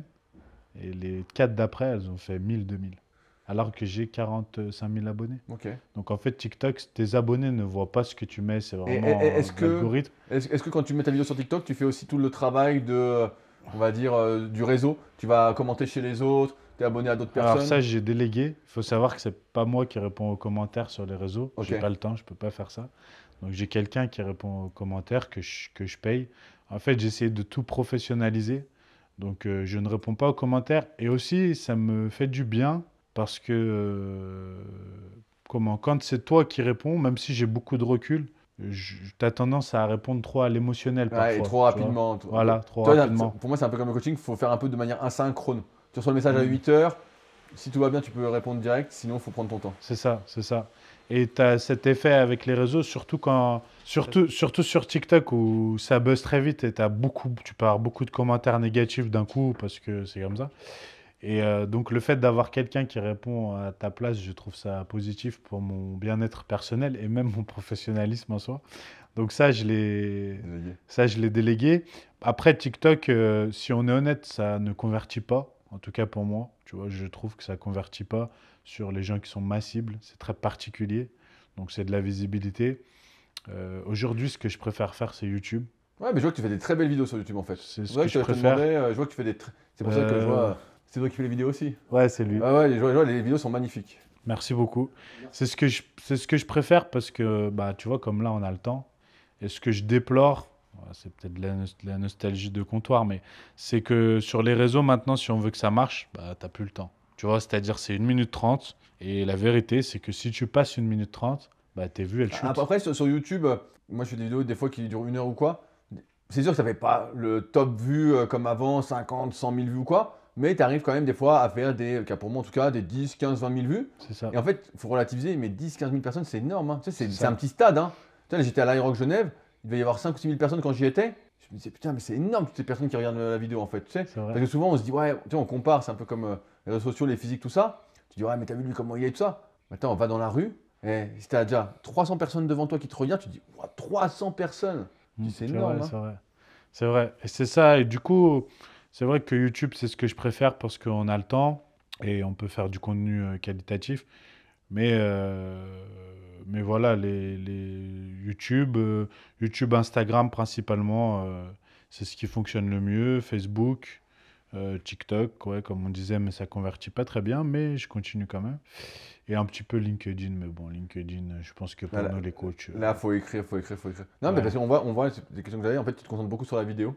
oui, Tu es très vidéo. Et c'était un peu ma question là-dessus. C'était LinkedIn, c'est très écrit. c'est ça. Moi, j'y étais un peu, mais bon, j'écris déjà beaucoup ailleurs. Donc, puis encore une fois, je cherche pas vraiment à me développer. Donc, je suis pas dans ce truc-là. Après, faire les vidéos, c'est quelque chose que j'aime au final. Tu vois, j'apprécie le fait de faire des vidéos, de pouvoir parler, transmettre, juste parce que ça me passionne. Donc c'est vrai que les vidéos, j'aime beaucoup.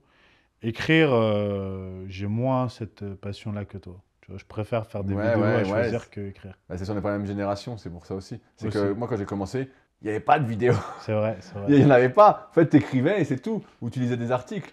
Il n'y avait pas de vidéo.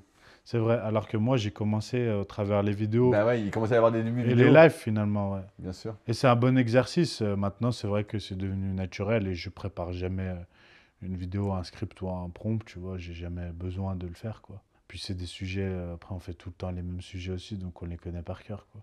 Comme tu disais, Tu les expliques les mieux qu'avant. pecs, ouais, voilà, les pecs, donc voilà, c'est un peu devenu naturel, on va dire. Rudy, merci beaucoup. C'était vraiment un plaisir de partager ça avec toi. Donc là, on peut dire que l'actualité, c'est quoi? Ton livre qui sort bientôt, du coup, c'est le Ouais, c'est principal projet? Hybride qui sort en édition limitée, notamment, Ok, je pense, vers, allez, je vais pas prendre trop de risques, mais début décembre, c'est sûr, donc ce sera un beau cadeau de Noël, pour Noël. mais en édition limitée, vu que c'est moi qui vais l'auto-éditer, qui vais l'envoyer personnellement, qui vais faire les enveloppes, Ok. etc. Donc, Petite dédicace dedans, exactement, du coup. tous les livres seront dédicacés, Super. plus ou moins personnellement en fonction des gens. Donc, c'est Et vraiment, donc, c'est vraiment je ça. crois pas que tu as dit ce livre de quoi il traitait. Est-ce De que tu veux en l'Aerox. parler? Ça L'Aerox, traite voilà. de l'Aerox.